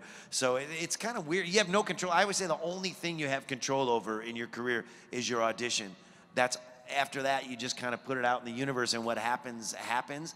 And so I used to hate auditioning on camera. I felt like I never cracked that code. And I would get work and stuff, but I never felt like But with voiceover, I feel like I really know how to audition well. Like, I'm confident in my auditions now in a way that I never was on camera, you know?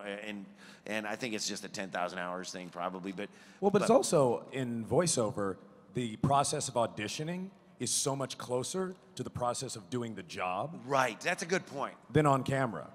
Like on camera, I'm going to go stand here holding a piece of paper in somebody's office and pretend I'm a cop on top of a burning building. Right. And have some really bored casting directors eating their lunch. They're eating their lunch, reading the lines of the other characters that aren't me, you know what I mean? Where they, Take it easy. Help. Save me, help me, I'm burning. Well, yeah, but in VO, the job we do on an audition is the same job you're gonna do if you get hired. That's a great point. That's a great point. Thank you very much. Thank you. Next up, over here, go ahead. I'm Dell, and I'm from Naperville. This question is for Susan. What was your hardest character to voice for? What was your hardest character to do the voice for? They're all hard. I guess There were a couple that were hard for different reasons. Like when I did Injustice, voicing Wonder Woman for the game was hard because she was so mean. And it was hard for me to play her so mean when I'm used to playing her like a hero. So that was hard. Not physically hard, but just like up here, it was hard to make that transition and to do it differently. I've been really lucky.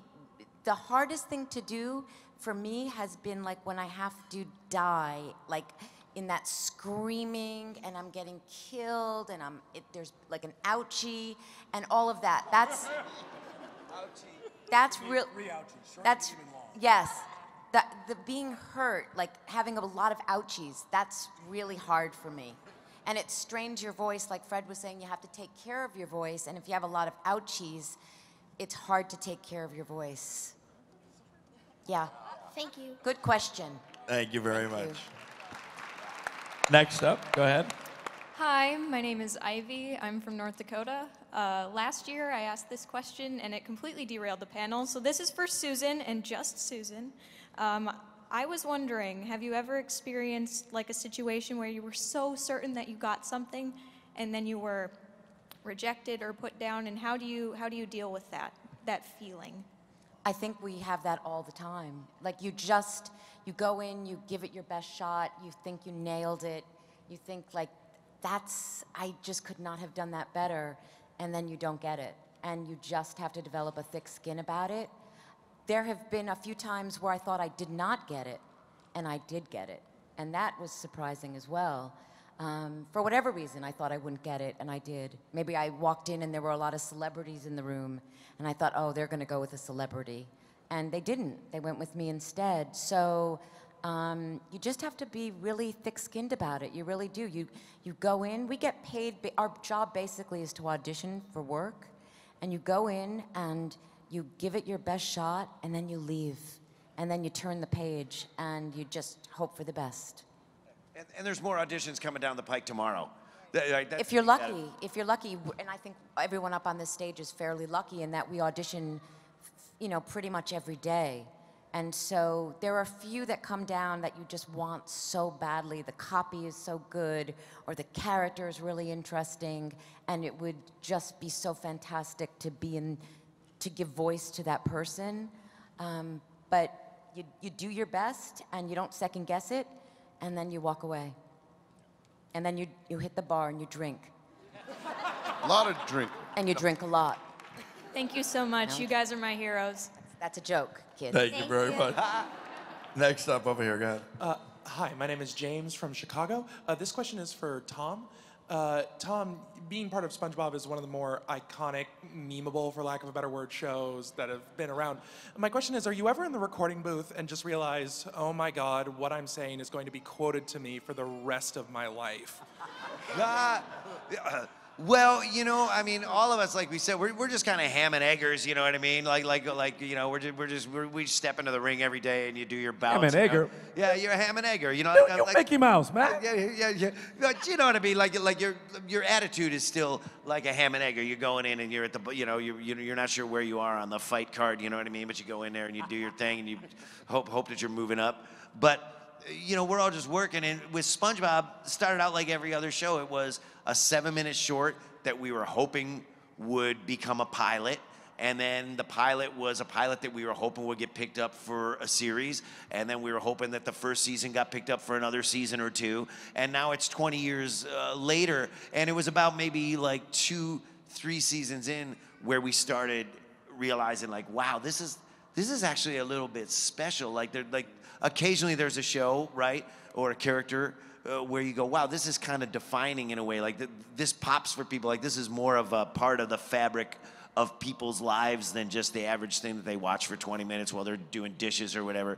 And with SpongeBob, it's been around for so long, and it's multi-generational. If something sticks around for long enough, like Futurama or SpongeBob, then that's when you start going, wow, you know, somebody that was 8 years old or 10 years old 20 years ago in 1999 when SpongeBob debuted, you know, they're 28, 29, pushing 30 now, and they got kids sometimes that they're all watching SpongeBob together, and that's kind of this mind-blowing, you're like, wow, with great power comes great responsibility, you know, you're like, wow, I got bitten by a radioactive sponge 20 years ago, I never even knew it, you know, and it's like, yeah, so it kind of is like this heavy responsibility, but it's so nice, and it's fun that it's a product that we like. You know, I like SpongeBob, and I like the people that make SpongeBob, and I like the cartoons, and I think we feel that way about the shows we work on. So it's not like you work for a company that's, you know, it's not like you're making Daisy Cutter missiles or whatever, you know, and you're going, yeah, I don't really feel good about this job, or Exxon, yeah, BP. You know, it's kind of heavy. Like, you don't think about it all the time, but when you come to cons like this, it's really nice. Like, you kind of leave walking on air going, wow, all I ever wanted to do was make funny voices in cartoons. That's all I ever wanted to do while I was watching cartoons as a kid, and now I'm doing that, which is nice, but there's this whole other byproduct that I wasn't even thinking of that's like a whole nother level, you know, where it actually seems to help people a little bit get through tough times in their life and stuff. So yeah, it's a trip. It's a pretty amazing feeling. Thank you very much. Thank you. Yeah. Next up, go ahead. Hey, this is Ziggy from Detroit. I wanted to ask Susan Eisenberg and of course Phil as well. Justice League was this apex of superhero cartoons, of superhero animation. Just wondering what chances there are we might see it again on a streaming service or somewhere else, and what fans can do to try to help that happen. I'm glad you asked. There will be a streaming service, won't there be? Like Warner Brothers or DC is going to have a streaming service? I assume so. Yeah, so I think... Wasn't Unlimited on Hulu or Netflix or something? Yeah, but it's not now. Yeah, my kid was watching it. He watched it all, yeah. Yeah, I think they pulled it because they want to stream it on their own services. But there is, if you would like to see a Justice League reunion, might I suggest that you go onto Twitter and you tweet with the hashtag JLReunion, and we're trying to get that off the ground. We would, you know, love to bring it back as an animated movie, because I think the fans would like that. I think... Yeah. Viva la raza! Definitely. Yeah, I mean, the cast has been to a few cons together. We were in Denver last year, and we read from one of the shows, Star-Crossed, one of the episodes that Rich Fogel wrote, and it was magical. I mean, it wasn't magical just for an audience, it was magical for the cast. We haven't been reunited to, you know, really, all of us since 2006 when the show went off. So to be together on stage at any of the Comic-Cons like we have been, you know, it's really special to us, and I think to the fans as well. Yeah, definitely. So if you want to see it, just think Young Justice came back, so can the Justice League. So harangue the corporate overlords you. is what you're saying. Next up, go ahead. Hi, my name's Larissa, and I'm from Chicago, and I'm going to direct this question at Phil. We know that you can, you know, spend a lot of money in assembling your own home studio, but do you spend more of your time recording inside of the recording studio, as well as auditions? And is it more valuable to be located near where those studios are, like in LA or where all of the studios are located?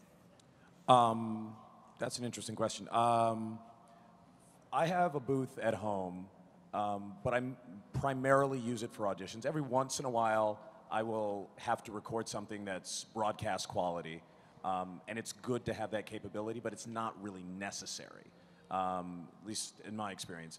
Most of the time, you just need something that can get you a clear enough, you know, unobstructed version of your voice, your performance. That's what they need to hear for an audition.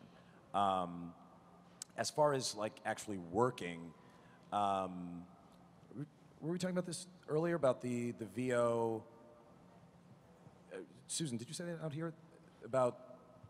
I'm sorry, I'm going to just interject. I think unless you've got a client that specifically requests that you work at home for them, and they want you to install an ISDN line, and they're very specific that you will not get the job without having a home studio. For the most part, I audition at my agent's office and I work at studios. Not to say that people don't, most of the people I know at a certain level do have the capacity to record at home, but it's not a necessity.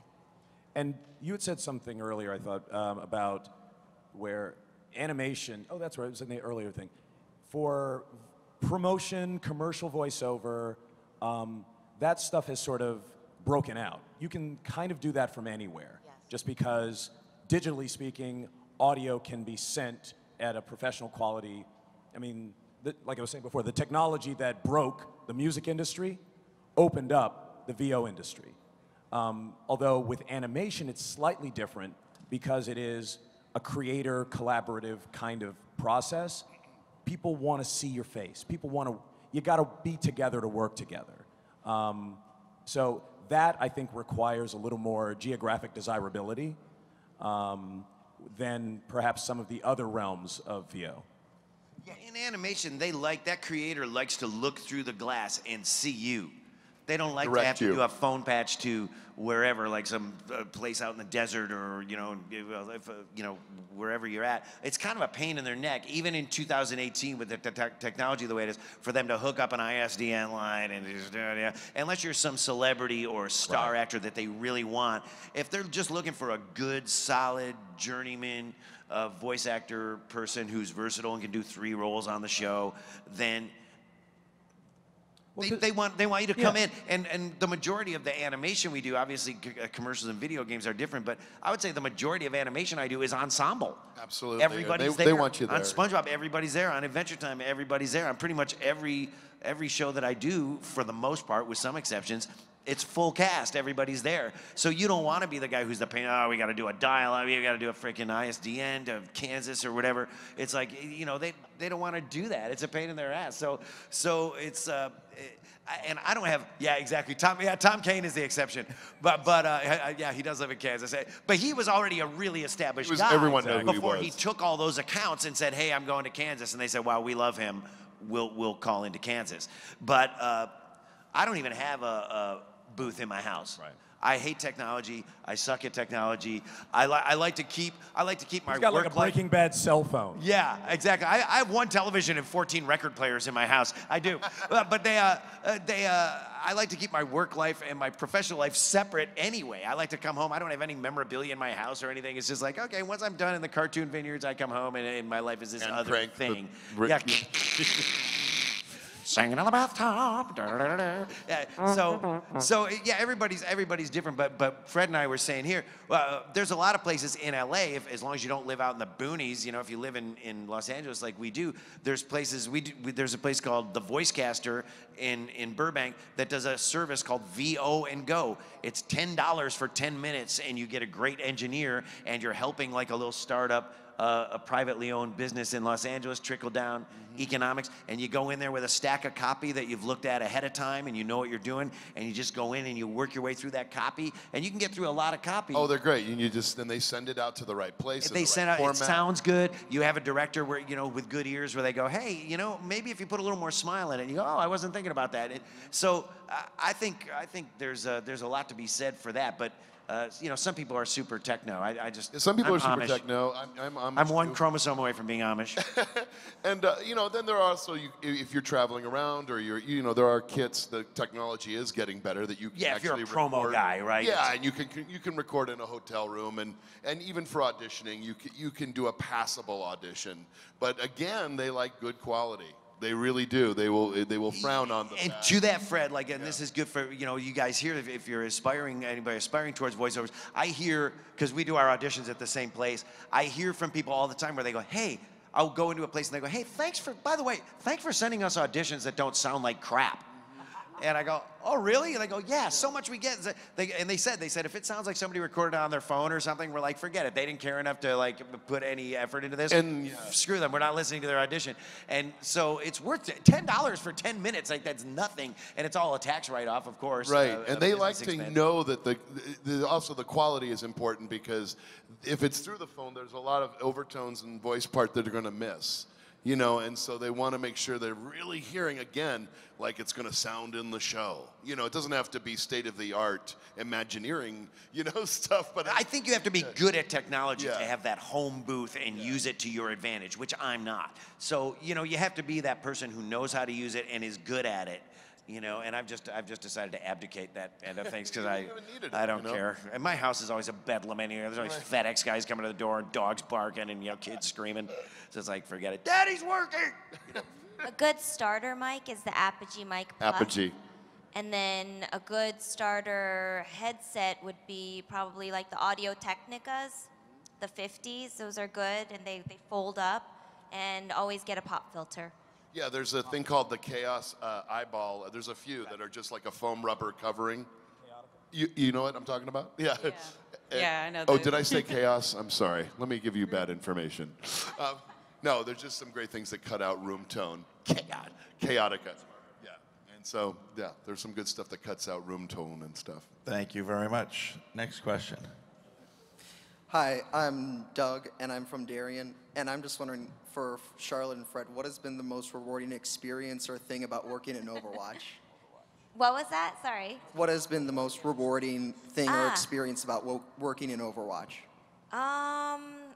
Gosh, there's so many things. I think I said this at our panel too, but one of the things that I have personally gotten from it is laid. Oh, okay.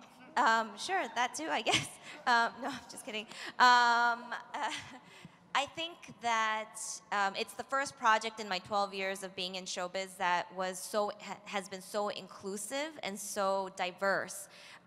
If you feel like you are a gorilla, then you can identify with Winston. If you feel like a little rat, then you can be, Junkrat. If you feel like if you feel like if you're a man and you want to play a woman, you can play a woman, and they're all sort of, okay, this is like I could go way back. Okay, so back in the day when I was playing Street Fighter 2, I've told this story before. I've always wanted to play Ryu, but I would always pick Chun-Li because I thought, well, I guess that's who I'm supposed to pick. And then my boy cousin would end up picking Ryu. And it wasn't until I became an adult that I realized, why did I feel compelled to do that? I didn't have to do that. I could have totally picked a male character, and I see a lot of crossover for that for Overwatch, and what that has given me is a type of confidence that I didn't even go into the job having. I just thought, oh, she's this cute little Asian girl and whatever, she'll just voice this supporting character or something, and little did I know that that was not the intention of Blizzard. That wasn't what they wanted her to be. They wanted my character in particular to be a leader, and that was something that has changed my own identity and the way I feel about my own self-confidence too. So I think for me personally, the character that I particularly play was something that impacted me in my own personal growth. But that said, then that has led me to be, I think, a better representation of her and the game for the fans. And seeing that and having that fan interaction also has definitely changed my life and has given me a platform that other projects haven't given me. So a sense of gratefulness as well. Thank you very much. Thank you. Next question, go ahead. Hi, my name is Timothy, and I live here in Chicago. My question is for Tom. Last year in Chicago, I saw and loved the SpongeBob musical. I assume that you've seen it at this point, so I was just wondering what your thoughts are on Ethan Slater's take on SpongeBob and the show in general. Sure. My thoughts on the SpongeBob Broadway musical. I loved it. I actually saw it here in Chicago when it was at the Oriental, right? Yes. Yeah, I saw it in previews here, and you know, I got to be honest, I had no expectations. I was kind of suspicious of it, like, you know, does this really need to exist? Why does there need to be a SpongeBob Broadway musical? You know what I mean? I feel that way about superhero movies. You know what I mean? Like I like comic books, but why does there have to be a guy in a leotard jumping around in front of a green screen? I don't need this in my life. So, you know, I'm a weirdo. But then when I saw the show, I was like, wow, it's really good. You know, I really like it, and I thought the cast was outstanding. And Ethan, you know, you get proprietary about the characters you play, and Ethan's the only guy besides me that's ever portrayed SpongeBob anywhere. Like every toy, every game, every commercial, every episode of the show has always been me. Everything for 20 years. Wow. And Ethan was so great at it, and he studied it like he was a SpongeBob kid. You know, he grew up watching SpongeBob, and he just owns that role, and it's kind of his take on SpongeBob. And the whole cast is like that. And then, you know, is he doing your voice? He's kind of doing a variation on it, but he has to also do all this physical stuff. You know, he was a wrestler and like gymnast and stuff. So it's a very physical role. He has to tumble and do all this climbing and stuff, right? And like belt like a mofo, you know, like just scream. And it's like, it's really like a taxing part. And kind of everybody in the show is bringing it like that. It's really an exciting show. So my no expectations turned out to be obliterated, and I loved it. And then of course when they said, hey, that song you wrote, Best Day Ever, that's going to be in the musical, I was like, wow, I really want this thing to succeed. You know, go SpongeBob musical, yeah, checking the mailbox for the checks, you know. But it's hello, Mr. Postman. And so yeah, I love the musical, and I saw it in New York too, and they had made some changes to it that I thought made it even improved it over the Chicago thing, and it's doing great, you know. And you know, I was kind of worried about how it would be reviewed, or if it would be bad for the franchise. Like, you know, if you do like a stanky musical, will the cartoon have to like overcome the stank of that thing? Right, exactly. And to survive, would it be a shot to the solar plexus of the cartoon? And then, you know, New York Times and everybody just gave it like, you know, super ravey reviews. So yeah, knock on wood, man. I love the musical, in short. Yeah. Thank you. Thank you very much. Thanks. We got time for one more. Just so you guys know, they'll all be signing downstairs. So when we're done with this, if you want to meet or say hi or come and get something from these guys, they'll all be downstairs when we're done. Yeah, or ask the question. And don't leave, because they want to do a picture with you guys in the background, if that's okay. Everyone in the background? So don't leave yet, but this is the last question. Go ahead. Hi, my name is Stacy. I'm from Chicago, and my question's for Vanessa. So, like a lot of people, I very much love really strong female characters, it's like in, you know, cartoons or movies, anything. I just wanted to know, because I find Harrison Dooley so inspiring. Did you have an inspiration going into when you were doing Hera? Like any inspiration you drew from? Well, here's the thing. The script that I got was called Wolf. And it had all these references to like a star sword and these very strange things that, to me, I'm a huge Star Wars fan and nerd, so I just pretended it was Star Wars, and that worked out for me. And I thought of Princess Leia, and there are a few things that were going on in our culture that deeply upset me in terms of causes, and I sort of plugged in some of those variables as well, and I know that I care deeply about them, and it was very specific. And that's the thing, is we were saying in our panel, we had a women in voiceover panel, that instead of set it and forget it like a crock pot, you send it and forget it. That's your audition. You just send it and forget it. But on that one, I remember really imbuing it with a lot of thought and care. And I'm grateful that I did. Yeah, tons of passion. And I thought of Princess Leia, actually, Carrie Fisher, may she rest in peace, my most powerful mentor. I mean, she's just amazing. And so I was thinking of her as well, another strong, iconic female character, both, you know, on screen and in real life. So I would say that specificity is the key when preparing things, both personalizing things, but also making very strong choices so that one's heart and soul are deeply committed to the copy. And sometimes it works out, and other times, I remember I got the call back and I saved the pass because I thought, this is as good as my life is going to get.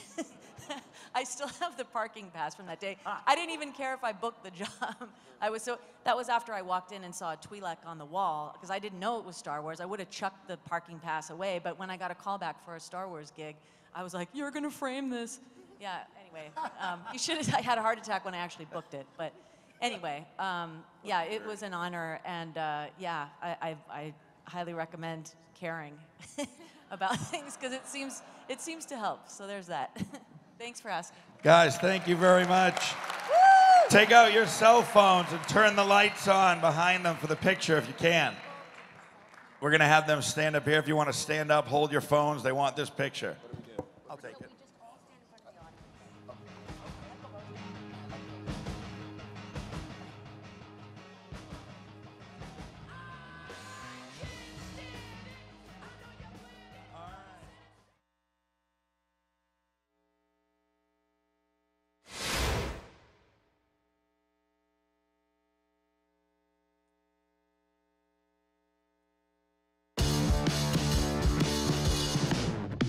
To look like the pelts, and then I'm going to comb out the yarn to look like fur.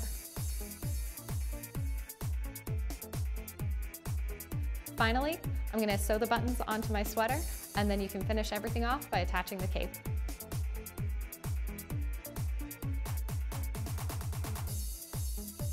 And now, Logan's watch has started. And that is how you make a corgi into a crogi.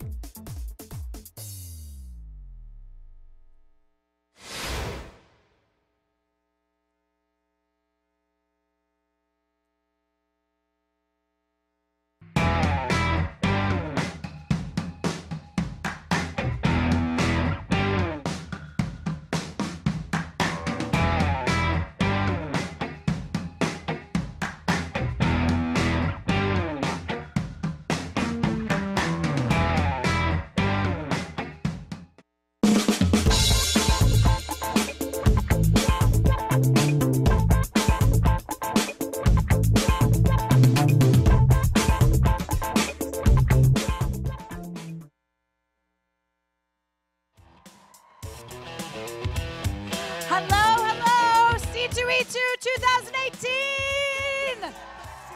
Have you guys had a good weekend?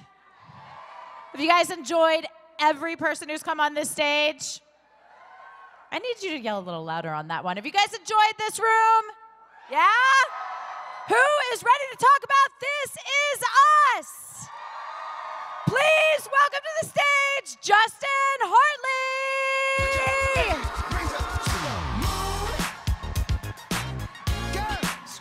And Milo Ventimiglia!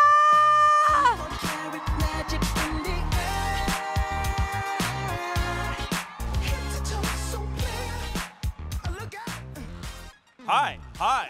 Hi. How are you guys? Are you Great. guys glad they're here? You guys, this show is incredible. Thank you. Thank you. Congratulations on the second season finale. It was like so amazing. I have so Wasn't much. it nice to see Kate get married? It was so nice.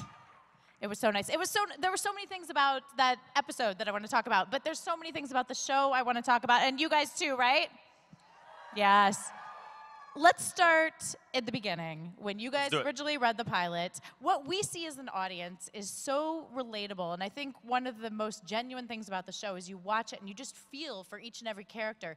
When you initially read the script, did you see that as well in the writing? Absolutely. Right away, yeah. That was one of the things that that sort of drew us all to it. I think and Milo and I, one of the first conversations we had about the script was that it was about people. It was about people and their everyday lives and things that actually happened, and it was like, this is just a dude. I think it might have been like, aren't you so glad you don't have to carry a gun or wear a uniform or something like that? No offense, but we've played a lot of men that have carried guns and worn uniforms and costumes and all of that, so it's just to play. It was just something different that I had never read anything quite like this, and I remember thinking, you know, man, if we can pull this off, if we can do half as good as what's written, we've got something special. And then when we ended up watching the pilot all together as a group, it was like 10 times as good as it We read. all, we, you know? we all saw it. We absolutely all saw how great and how magical this moment was, and how everyone included, you know, it's not just us actors up on the screen, it's the words we're speaking, it's the production value, it's the camera, it's the hair, it's the makeup, it's the wardrobe. It's the men and women that are rigging the lights and making sure the set is safe. I mean, it truly is one of these mathematical impossibilities that this group of people cares so much and hold it, like Justin actually said it the best. It's like this beautiful baby, and we're all there to protect it. And the show takes us as an audience on such an emotional roller coaster. I mean, the moments between you guys as actors are so genuine and so real. I'm curious to start with how far ahead do you actually get each of the scripts, and then how much time do you have together before you show up on set?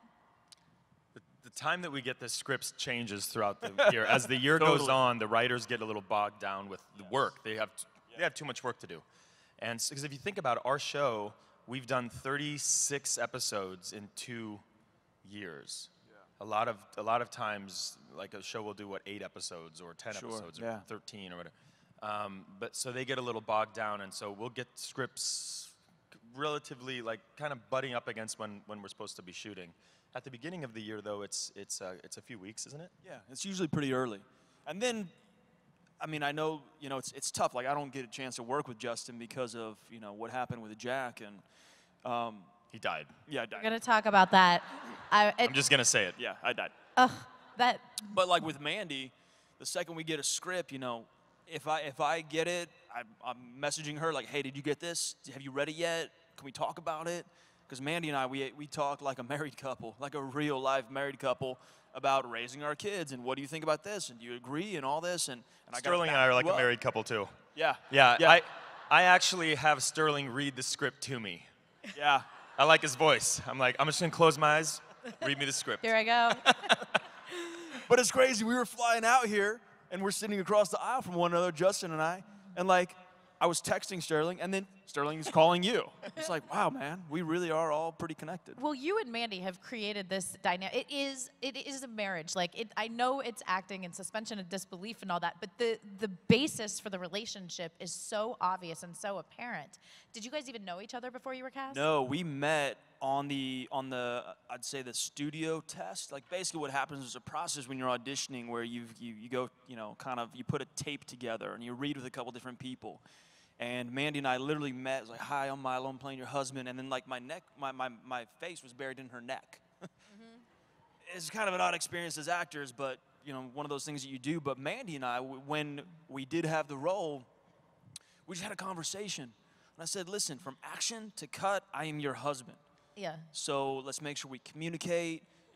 I'm not happy unless you're happy. Hopefully you're not happy unless I'm happy, you know. So let's really try and build this relationship together. It's important that mom and dad look like a unified front, a secure, you know, group, you know, pairing for the kids. So it was important for us to like really make sure that we respected what a real marriage was, because like I myself am not married, you know, but playing a good husband, I'm like, all right, I gotta do right by that. You know, we're playing a good father, like, gotta do right by that. You play an excellent father and husband, and I mean, even with the husband-wife relationship, there's faults, and that's Absolutely. what life is about, you know? Yeah, the ugly. Yeah. You gotta be able to play the ugly too. You gotta enjoy the moments in between the nastiness of life, I guess. You don't want to enjoy the ugly. We about to say that? No. Same. Yeah. Well, you know, Justin, with your character, you're sort of on the surface, you look, oh, he's got it all. He's, you know, he's a star and beautiful Good boy. looking, And wealthy, successful, famous. wait, but we really see in the episode #1 and where you guys get to work together, we see what's really going on underneath. So I want you to talk a little bit about how do you, at the beginning you would think, oh, I'm not sympathetic to, you know, his character, but then you end up being extremely sympathetic. How did you create that dynamic? Thank you. You know, I saw when I read that character, I saw those things as well. You know, and I was like, okay, so here's this guy. He's got all this money. He's got all these friends. He's got the fast cars. He's got women. He's got everything, fame. You can imagine. He's got everything. And then immediately I was like, no, here's a guy. It's the saddest thing in the world. He's got all of that, and he is standing in a crowded room completely alone. And I thought, man, that is the saddest thing in the world. And that's how I approached him. And you know, you start to see that all of these things that he has in his life that are ridiculous are these masks, right? That he's trying to fill this void with these things that will never ever matter. But if he's distracted enough, he won't have to talk about his dad's death.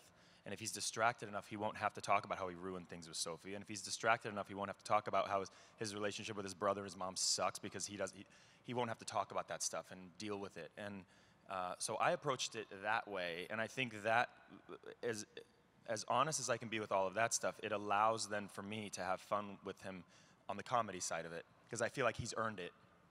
That's kind of how I approach it. Absolutely, and that's still, that comedy is, it kind of makes you even more sympathetic, you know? Yeah, he's ridiculous. In a way, Yeah. where he's not Yeah, sure, I love him. he's not sure if he's under the right tree, you know? Love that. Literally up here just listening is like proud father. And I'm like, yeah. But I will ask in all seriousness, has he hit rock bottom?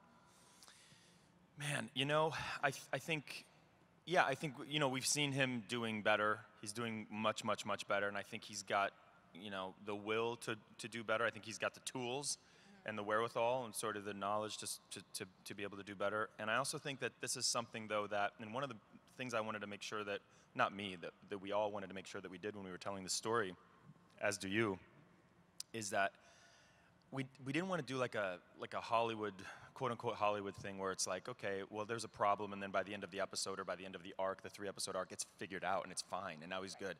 So this is something that when people deal with, like, you know, mental health issues and, you know, opioid addiction, and that's really something that becomes part of the fabric of your being, and you just deal with it, you cope with it the rest of your life. It's part of you. Every day. Every day. And so, yeah, and so it was important that we told the correct story and that we were, you know, respectful of people that are going through that. That is a very real, very serious thing. And is part of you now, right? So that's where he is. So has he hit rock bottom? I hope so. But people make mistakes. He's not perfect, and so we'll see. You know, I think his heart's in the right place, and I think he's smart, and I think he knows what he wants, and I just hope he gets it. I do too. Yeah. And Milo, let's talk about the death episode. Okay. The Great. A rare opportunity to talk to somebody after they die. Fortunately, we have multiple timelines. So when did you find out, in fact, that you were going to go to the hospital and it was actually going to be the smoke inhalation and not in the fire? I'd heard that very early. Our boss, Dan Fogelman, is very kind with filling us in and making sure that we know what's coming and what situations we're going to be in so we can prepare and do our work properly. But I knew pretty early on that it was, in fact, smoke inhalation because he'd run back in for a few prized possessions of the family.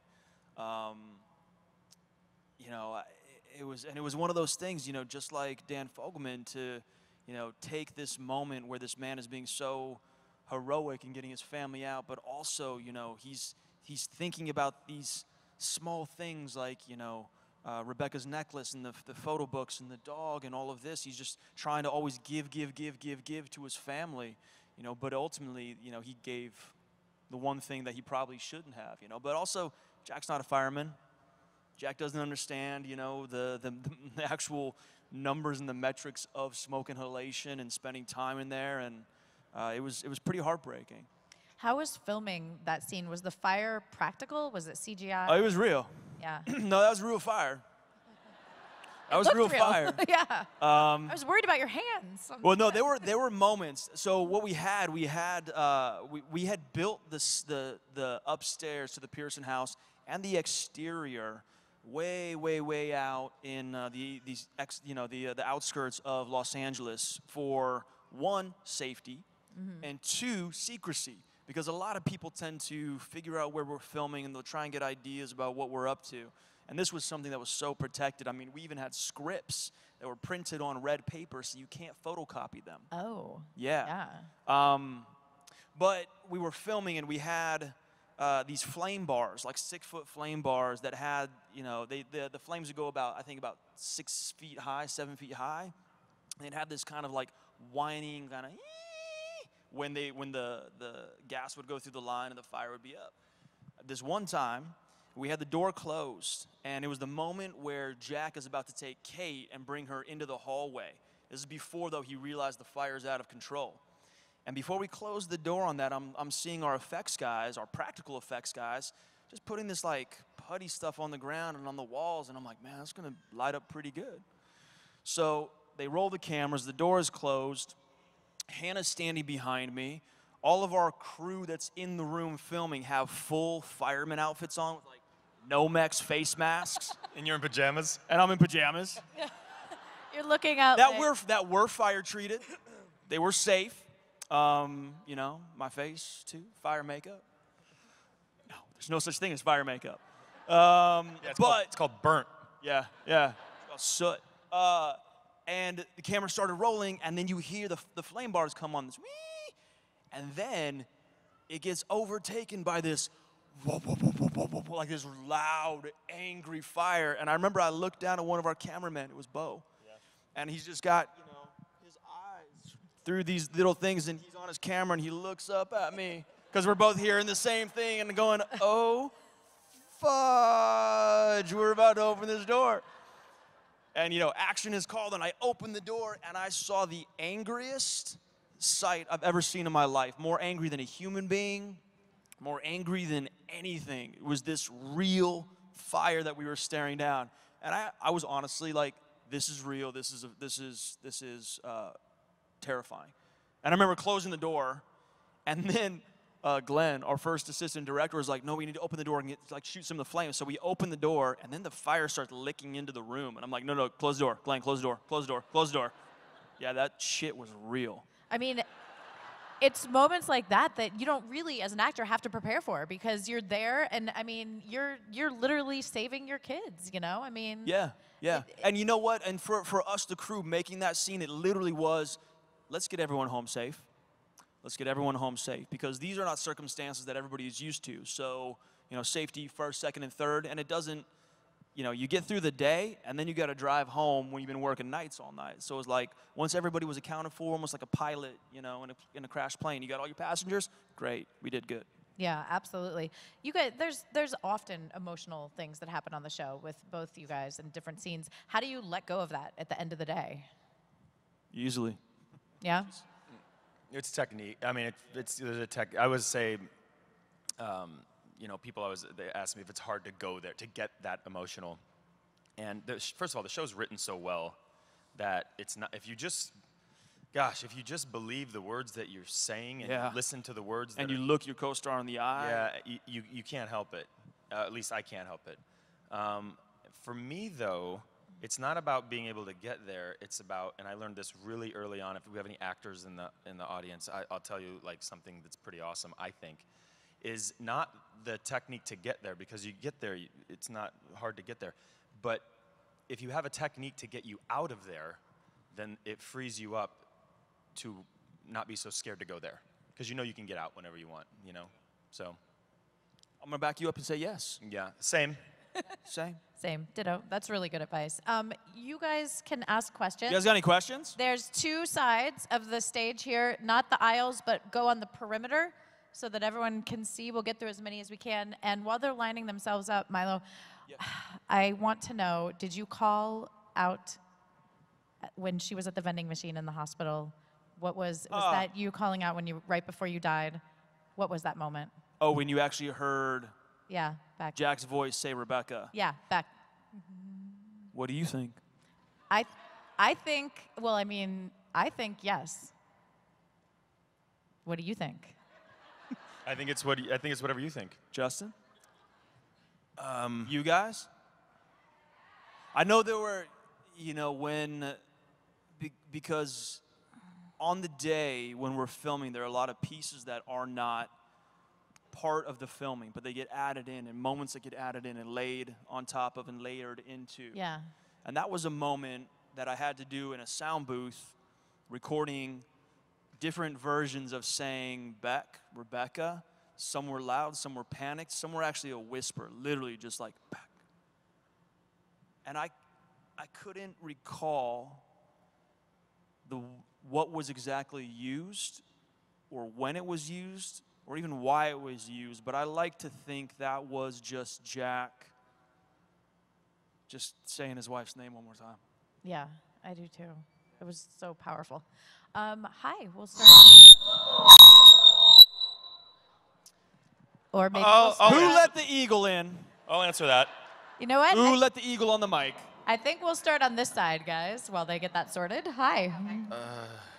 Hi, I'm Brandy. I'm from Chicago. Hi. I have a question, maybe directed more towards Justin, but both of you if you'd like. Okay. With the relationship dynamics between Kate and Jack and Randall and Beck, what would you say that Kevin, I guess, how did that affect him, you know, going into his older years and into what we see him now?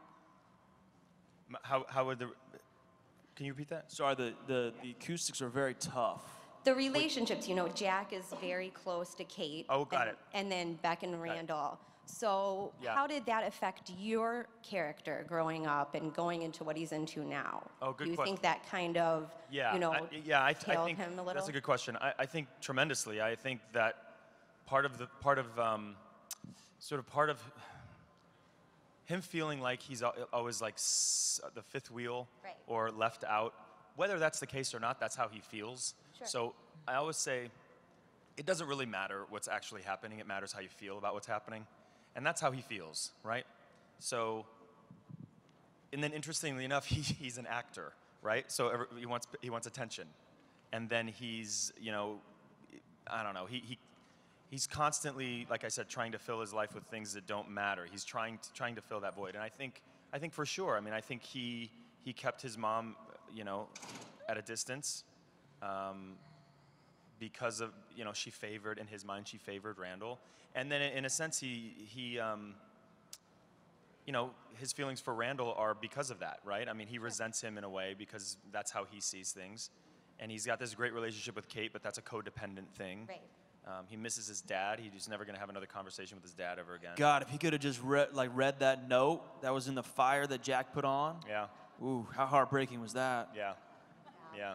But yeah, I think it informs. You're grounded, I love you. Yeah. I think he texts me that every morning. I do. Yeah, I really do. You're love grounded. you, man. I love you. You're grounded. No, but I think it informs everything that he does, you know, and who he'll become as well, which is going to be kind of fun to see, which we have a little bit of insight in. It's going to be really cool. Third season, guys. Yeah. Oh, I can't wait. Thank you. Thank you. Hi. Hi, I'm Maggie. I'm sorry, I'm so nervous. Okay. It's okay. It's okay. You should see our view. There's hundreds of you. Okay, so what was the most difficult scene for you guys to film? Like, both like acting techniques and like just like emotionally. Good question. Got it. Great. You know, I had a couple. If you guys notice Jack, he doesn't cry much. He's very stoic. He's kind of, you know, the rock in the storm. I myself cry. I definitely am emotional. Things really, really do get to me. So I've had a few scenes where I just had to keep my shit together. Sorry for the young ears, guys. I apologize. Sometimes I curse. Sorry. It's okay. They're used to it. But you're grounded. I'm grounded, but I love you. There was the scene where Jack is taking Randall to karate. I really had a hard time not sobbing my eyes out. Really had a hard time.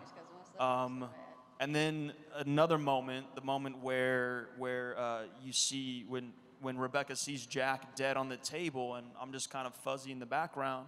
That was a hard moment because my friend Mandy Moore is breaking, and I'm hearing this, you know, half of her is dying, her character, and that was just really hard to hear, you know. So that was a moment that I just had to be still because I didn't want to, you know, be like, no, I'm good. It's all fake, it's makeup. These wires don't mean anything. Well, probably as an actor, the more still you were, the more you gave her to work with. Exactly, yeah. Also, like not reacting was yeah. just as important as, totally. You know? Totally. It can be Justin? tough. It can be tough. To your point, like being different than Jack, when you said you're a crier and he's not, and there are times when you got to hold it together. Kevin does this thing where, and it's more of a logistic thing. I think it's a practical thing. If you're an actor, you want people to be able to understand the words that are coming out of your mouth, and it's helpful. And I personally, Justin, I do this thing in life where if I'm emotional, I can't really talk. Like I just had a tough moment last week with one of my animals, and I couldn't talk. I was not crying necessarily, but I couldn't I couldn't talk. And so with Kevin, he gets emotional like that, and he's got to talk through it and be audible. And so that's kind of like a logistical nightmare for me, really, to try to figure out how to talk while I'm doing that. It's interesting. I wish I could do more of that in my personal life. Yeah, but I can't just shut it down. Well, that's a great question. Thank you so much. Thank you. Hi. Hi, I'm Pam, and I'm from Mississippi. Hi, Pam from Mississippi. So this is for both of y'all. I have watched Milo on a talk show, and where you got emotional talking about your father, that you draw Jack from your father. So just a shout out for fathers or forever.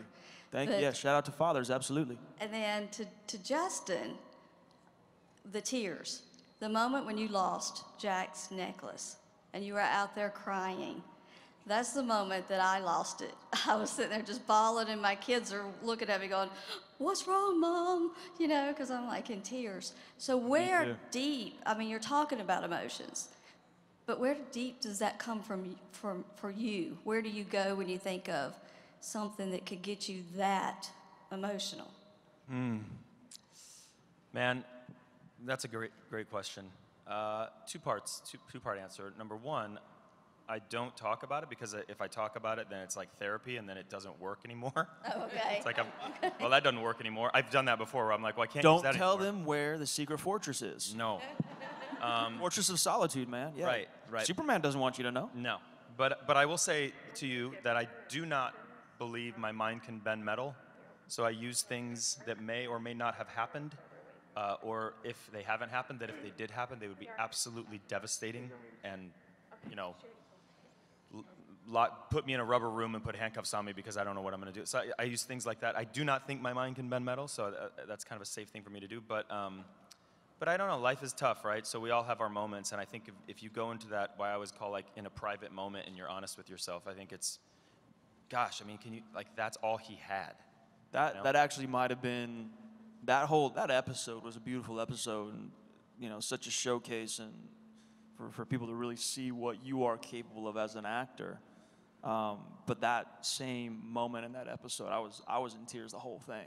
Yeah, the whole thing, because I knew it was coming. Yeah. And you know, you portray this man so beautifully in that moment of loss, especially and longing to be connected to his father. And I'm like, and I'm the father on the other end, and like that hurts. I'm like, no, I'm here for you, son.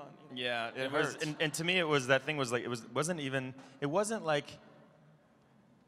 that's the only thing that he had of his father, and that's all he had. That's the only thing he had of his father that represented what his father was before he became what he's becoming, and it was just this horrible, you know.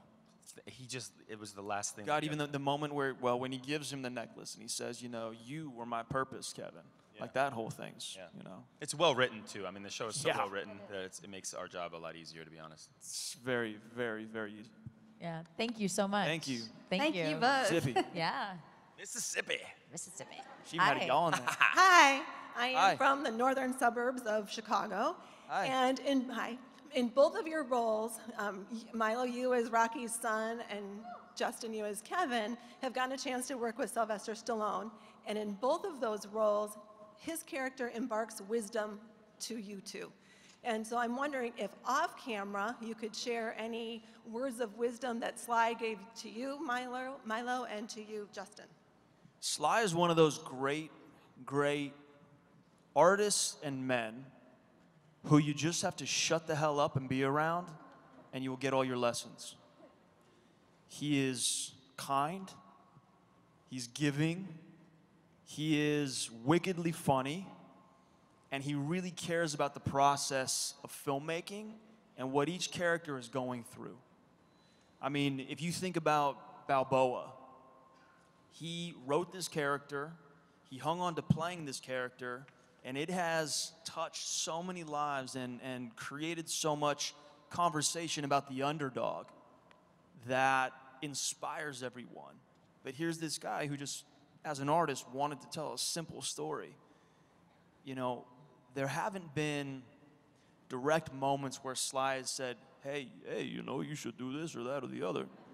But what he does do is, through example and just being himself and knowing, I think, the responsibility of all the eyeballs that are on him, even guys like us, like we're the next graduating class.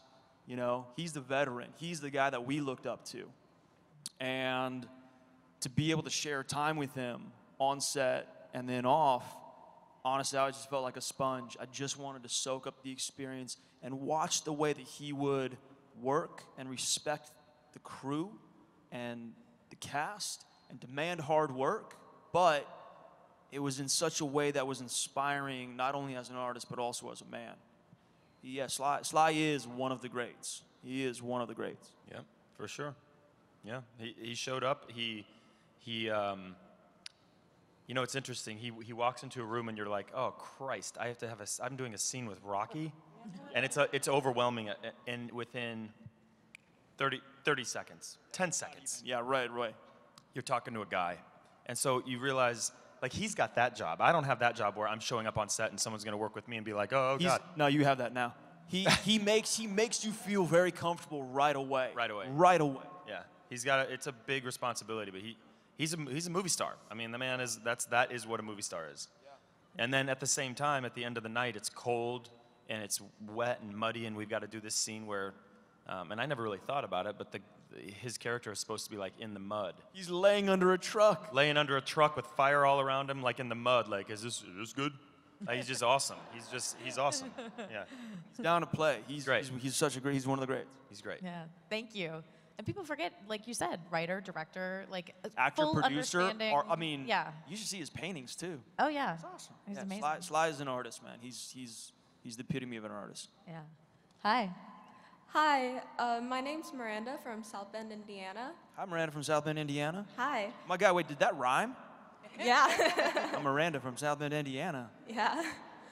Okay, so my question is, in the show, both of your characters struggle with addiction, and I was wondering what kind of research went into playing that character, and where do you think the addiction stemmed from? I mean, I think it honestly stemmed hereditarily, probably started much before Jack's father even, and Jack kind of passed it on to his boy. And me, I've had a lot of friends who have struggled with different various forms of addiction.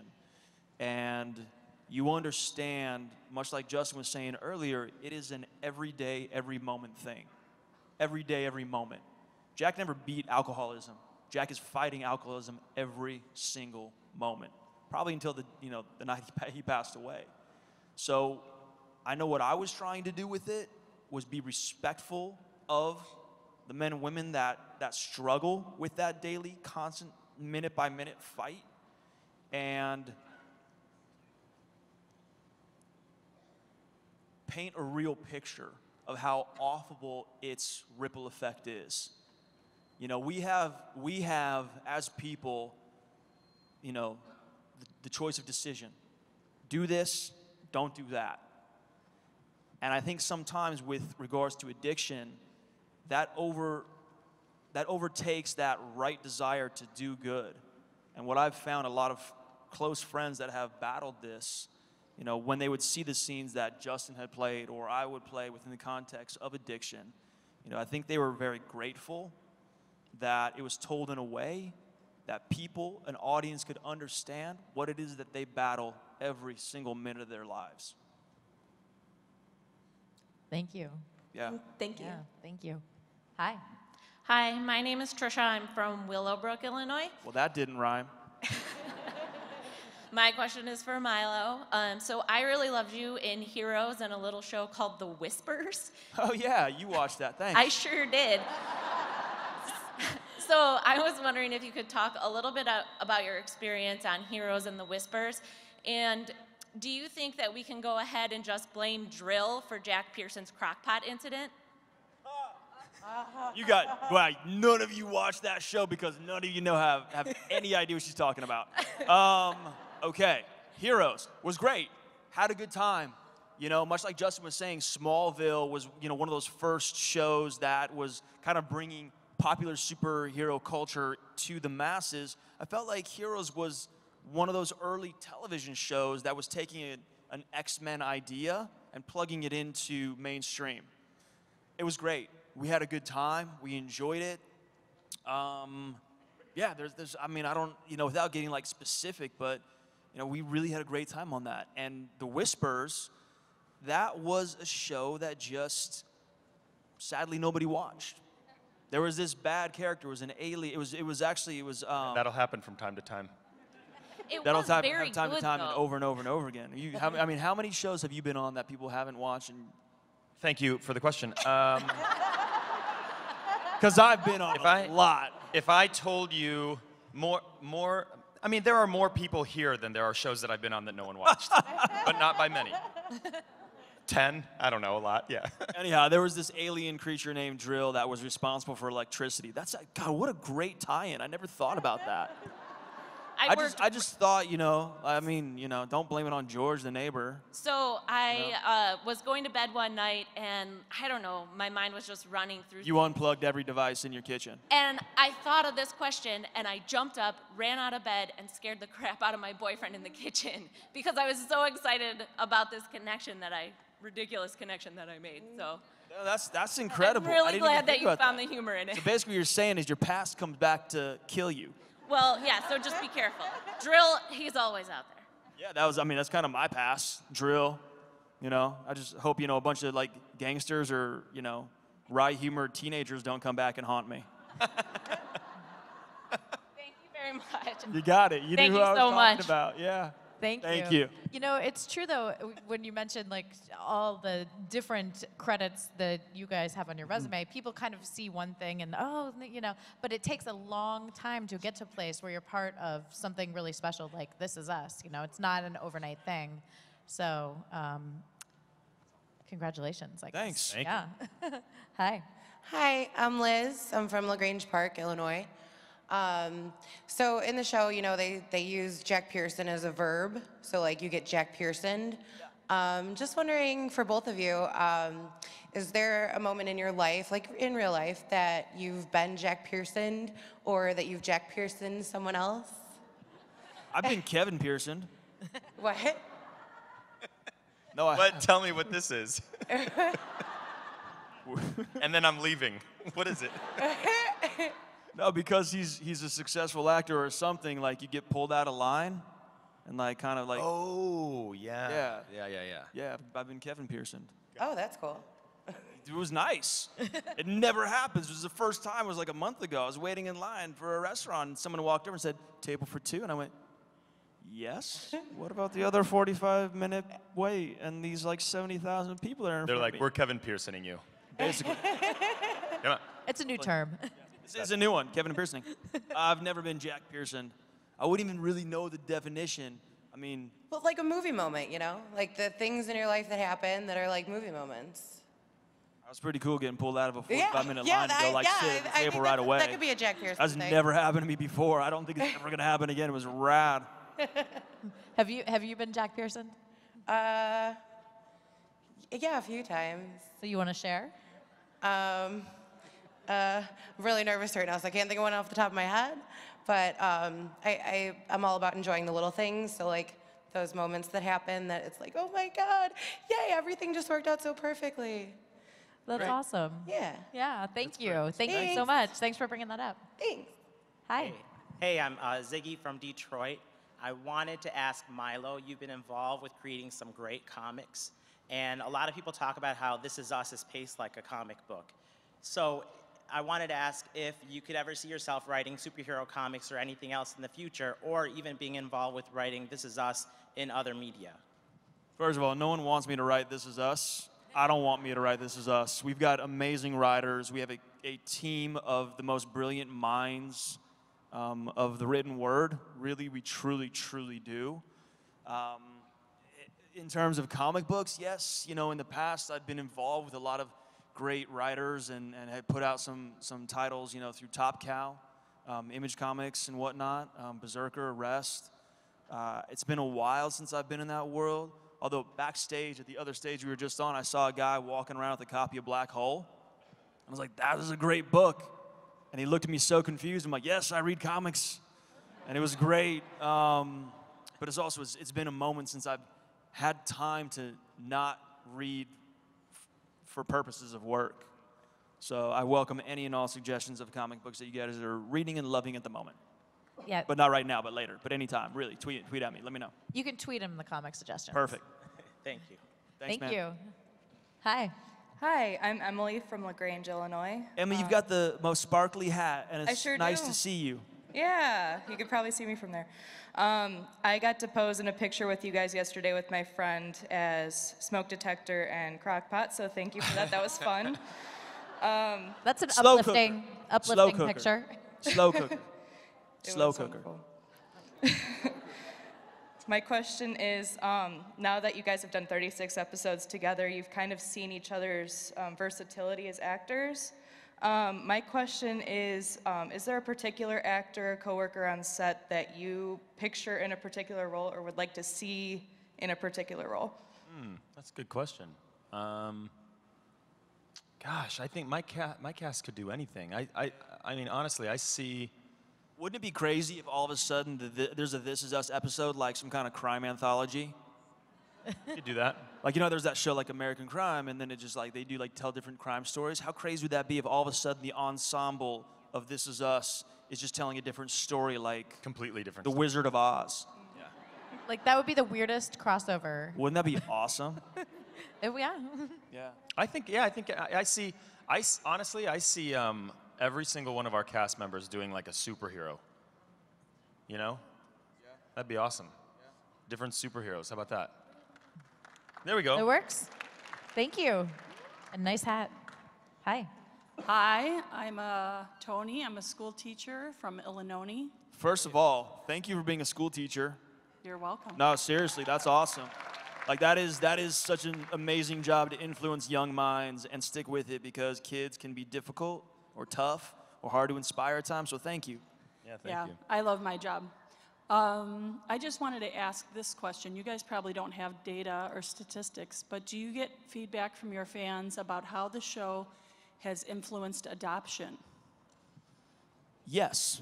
I do not have hard facts about, let's say, adoption spiking up because of the show. But what I have gotten is walking off of a plane in New York from Berlin with Chrissy Metz, and a woman walked up to us and me specifically and said, you know, my husband and I adopted a boy, and he was having a really hard time, our son was, and we were watching this show, and my husband was also having a hard time. But he watched how you were as a father on that show in trying to connect and relate to your adopted son, and it's really helped us, and in turn helped our son. And I thought that was such a remarkable thing, that a television show that runs the spectrum of many different things that we all experience and deal with is able to inspire a couple who is adopted not of their own blood and given a home to someone who might have a rough go at life, and they're finding a way to make it work because of the words that we're reading while wearing awesome. makeup. You know, it was really a significant and impactful thing, and it also made me as an artist think about what we're imparting on an audience and even subconsciously putting out into the world, and it's good, and it's hope, and it's inclusion, and it's all those wonderful things that I think a lot of us are missing in our own lives and kind of the world right now. So it feels nice to be a part of that statistic. Thank you. Thank you. So obviously filming and working is pretty demanding emotionally. So I'm wondering what you guys do in your personal lives to sort of fill you up as artists, and also just to relax in general. Like, what do you watch? What do you read? What do you geek out about? Yeah, gosh, I do. What am I watching right? I just finished. I do watch a lot of TV, more than I used to. I read a lot. Do you watch TV while we're making the show? Because I can't. You mean at work? No, not like you're sitting in your trailer, like, I'll be there in a minute, I'll be there. No, it's almost done. Come on, the dragon's almost here.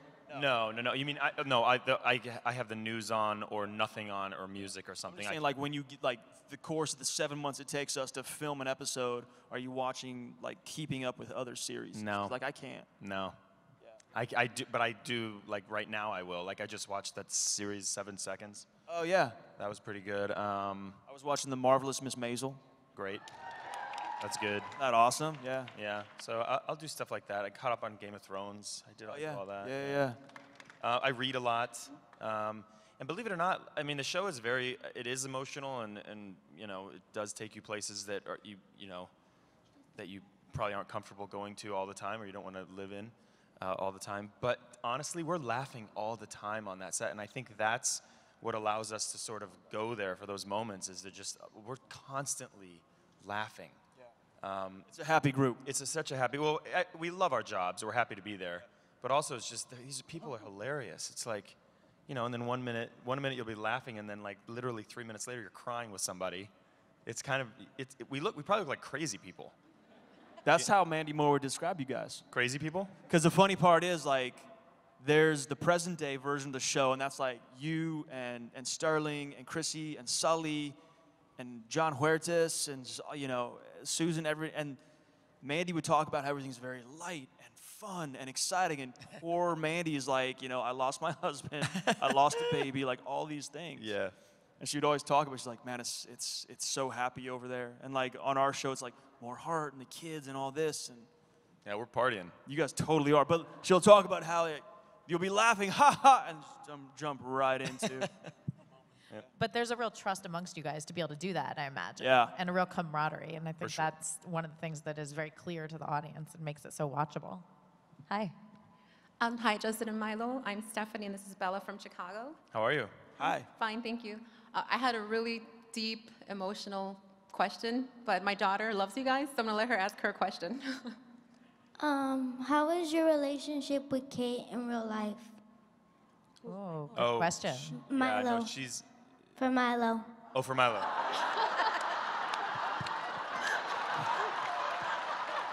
Bye, Justin.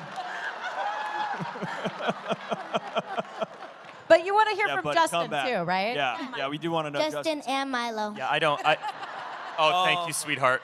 I thought that's what you meant. No, she's great. Chrissy's wonderful. Did you see how she did that? Justin and Milo. She's wonderful. I mean, I have, you know, I've got the youngers. I have Hannah and Mackenzie. You know, Justin has Chrissy. But you know, starting from the top, you know, Chrissy is amazing. She is such a beautiful soul and such a beautiful human being and woman that, you know, she just kind of radiates this light and this inner joy, and she's so humble. But man, she is so fierce at work in what she does, when she's able to deliver, that I like to just enjoy what that performance is, and I'm kind of able to because I get to be an audience because she and I don't really work together. With Hannah and with Mackenzie, I get that front row ticket, you know? I get to be right there in the front, you know, just like a foot away from what they get to do as actors, and it's inspiring and it's beautiful, and I get to even help them along the way because I've been doing it for, you know, thousands of years, and they're, you know, relatively new to it. So it's fun to see their growth, but they're both awesome people, awesome, talented people. So it's fun, and my relationship hopefully, you know, is you know, just kind of like Jack is to Kate. You know, just I'm there for them, and I'm always protecting them and always looking out for them because they deserve the best. I'm curious, what was your mom's question? Now you've got me intrigued. The deep question. Like, yeah, what is that deep question? We have time for that, don't we? Yeah, go for it. Okay, you guys well, are cool with a deep emotional question, I know that right? somebody, David? Great. I know someone had said that you had an interview on who you got your inspiration from to be such a great father. Yeah. We love you. We love you as a father. Me and my daughter adore you as a father. And I just wanted to know, can you delve more into that? Because I didn't see that interview. So actually, if you want to, I can tell you what it was. We were at this thing called the Paley Fest. And the very last question that was asked, a gentleman asked me who my role model was, and I started talking about my father. you know. But also, as Jack, what I think about are other great fathers. You know, I think about my friends that are great fathers and how they are with their sons and daughters. And, you know, I think about sometimes how hard it must have been in moments even for my father with his 3 kids and everything. So for me, it's 2-part. There's the words on a page, which, you know, like Justin said, get me 85, 90% of the way there. And then the rest, I just have to show up with the words in my head and be present, just as, you know, my father would be, or Justin as a dad, or some of my other close friends as fathers would be. Okay. Thank you. Thank you so much. Yeah, thank you. 2 great questions. Thanks. Hi. Oh, hi there. My name is Becky. I live in Appleton, Wisconsin, but grew up here. So I just wanted to thank you guys for coming to Chicago. Thank I you feel for like coming. The Midwest is kind of overlooked. So, but if you need a tour guide, if you're here for the rest of the day, I know my sites. I know the good restaurants. I'm just saying, grew up here. So It's crazy. So you just said if you need a tour guide, and these screens in front of us, Charlie Cox popped up wearing glasses as a blind man. It's like, oh, that'd be an interesting tour. yeah, yeah, that would be Like, something. find all kinds of trouble that he just get us out of. Yeah, I know, right? So my question for you guys is, who is your favorite character that isn't your character and why? On the show? On the show. Wow. Mine switches from day to day. It's like totally changes all the time. It's like Moment to someone moment. asking me what your favorite flavor of ice cream is. Mine always changes. Yeah. What is it today, Justin? Jack.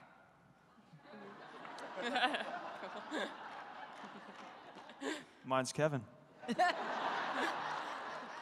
I think No, actually, yeah. Sorry, I was gonna say I'm with Justin, and mine changes moment to moment. But what I always see and I always appreciate are these beautiful performances that give such life to these men and women that you guys all know. I mean, you guys watch the TV. You know, we're in your homes, and you're like, wow, no, you're Kevin, you're Jack, and I see what you're going through. You know, for us, even on the other side of things, like I see moments that everyone does on the show, and it blows me away, and it inspires me, and it's, you know. Me too, and it's also I have the privilege of not only working with these people, but being friends with these people. They're tremendous human beings, so talented, but great men and women, more importantly. And so when you see these performances they blow me away. I mean, there's no better acting on TV than what my co-stars are doing.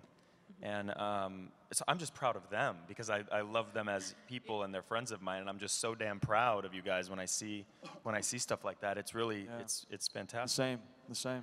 Oh, that's awesome. Oh, great. Thank you so much. Oh, can I ask? Okay, I might do one other quick question. You got a follow-up? I might have a follow-up. It's a totally different question. A I know follow-up I'm is in of a trouble different now. subject. He told me Go to for miss it. one. Go for it. Don't justify. Here we go. How is it seeing, and I know Jack will see this more next season, seeing your like mini-me? Like, how cool is it, or is it like, was it kind of weird at first, seeing like, oh, that's like my... See Puppy Jack? Yeah, like little Jack, little Kevin, little Kate. Like, how was it for you guys meeting your like younger selves on the show, kind of, and those kids? That's a good question. I mean, yeah. How do you feel about Logan and Parker? Yeah, that's a good question. You know, it's interesting because they're great actors, and I see them doing things. You would know more about that than I would actually because you work with them. But I see them doing things that I think I'm probably doing subconsciously, like mannerisms that I don't think I'm doing. I think I just do. But I see them, you know, kind of doing that. Yeah. So that's kind of cool. And then also they're so good individually at what they do that I'm fans of their work as well. Yeah. It's pretty cool. Yeah, that's cool. I'm so excited. You could probably for speak next more about that. You work with them. Yeah, no, I do. You know, and they look up to you. The youngers look up to Justin because he's been there before. And it's also, you know, the character chain and how it goes. They know that that's where I need to go. And I know I'm always reminding Parker and Logan or Blondie and Niles or Mackenzie and Hannah, like, hey, never lose sight that that's you as an adult. So the decisions you're making here in this scene, in this moment, are impacting Justin and Sterling and Chrissy. You know, it's like just like have the smallest hint of that in the back of your mind. Right. You know, because that will bridge the gap from that age to the next age to, you know, the adult big three. Okay, great. Thank you so much. Thank you. Yeah, thank you. Great questions. Thanks. Hi. Hi, how you doing? My name is Greg from Stager, Illinois. What's up, Greg? How you doing? My question is from Milo. It's about the blind date. The other woman, was it actually Rebecca you were supposed to meet? And if so, them still meeting, does it show that you were destined to be Sorry, together? wait, say that again. a Okay, little you were slow. on a The blind blind date. date on the show that you were supposed to meet? Oh, yeah. Was it actually Rebecca? And if so, you still meeting each other? No, it wasn't shows you- Rebecca. No, it wasn't? No, it wasn't. I don't think it was. Oh, Was it? That's what I thought. Yeah, I don't think it was. I thought it was leading that way, and it just goes to show that you guys are destined to be together. Yeah, they were. No, I think Jack and Rebecca were absolutely destined to be together. But no, I think Jack was supposed to meet someone else. He even talks about it the last episode, almost the last moments of that first season, where Jack says, you know, I was supposed to have another date, but I saw you, and that just didn't happen.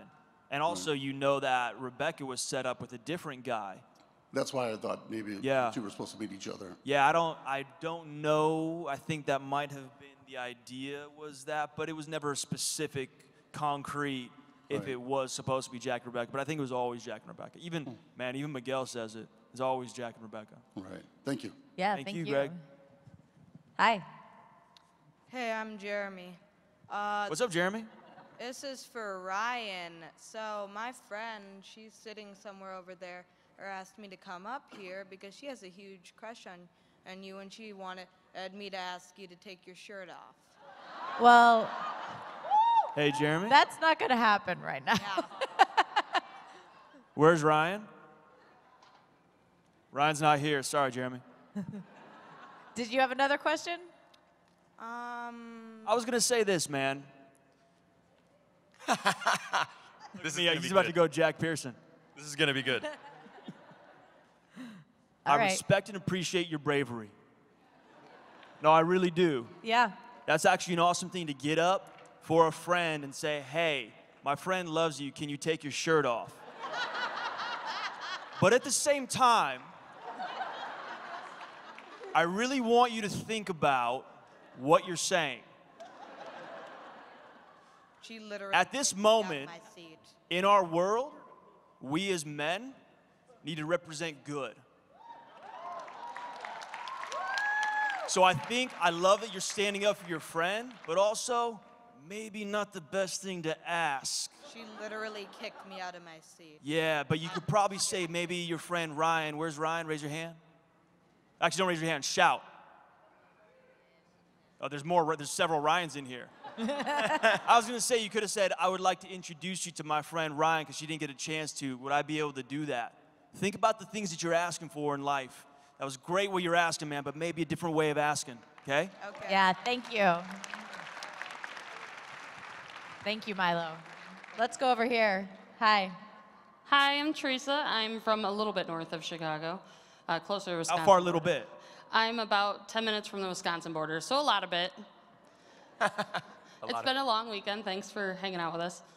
So my question is, I saw you guys. I was in a different autograph line, but I saw you guys, and I noticed that connection you guys make with everybody that comes up, the shake of the hand, the eye contact, and as an actor, obviously people see you from whatever show they love you from. The girl in front of me loved Gilmore Girls, and of course I thought she was there for This Is Us. But how hard is it to be that emotional connection and constantly be present and put out that energy? And now that you've been on different shows that have touched so many people, how hard is it to switch that gear from one person where you're Jack or you're Kevin, and then the next person, you're from Heroes or Smallville, I totally forgot the names because I'm easy. super nervous. But, easy? It's easy. Yeah, You're because pros, it's easy, just switch it it's up. easy. People, people are when they come up, they are connected, and so if you're just as present as they are, then there you have it. Also, I was going to say, it's not even switching from character to character. He gets to be Justin. I get to be Milo. And who Justin is a great man. And who I am, I'm okay. But we are in the fortunate position to have people walking up to both of us, happy, excited, wanting to share their stories. So how can either of us or anyone on this side of things not respect and honor that actual human being, again, it's across nice. from you? It's nice, It definitely comes off and it shows as genuine. And I'd just like to say thank you for the representation of your relationship. I lost my father as a teenager, and to see that as growing into a man as your father's age, and you never got to appreciate who he was as a teenager because you're not there in life, And here you are waking up at his age and you realize he was just a man and he was flawed, and being able to have that connection, that's awesome to see. You guys totally pulled it off. It was completely genuine. So thanks for that. Thanks for being my weekly therapy session. Thank you. Absolutely. You know, Milo, you guys have given, and Justin, you guys have both given some great advice and sentiments. I'm curious, there's a lot of young artists out in the audience.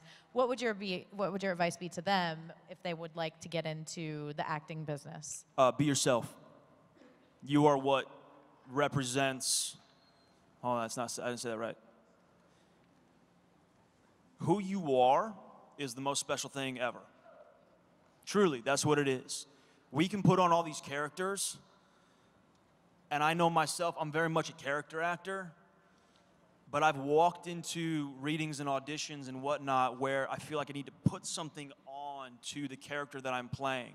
And I've had producers, directors, casting directors, and even other casts say, stop, we want you. And it was a nice reminder of what an individual brings to a performance.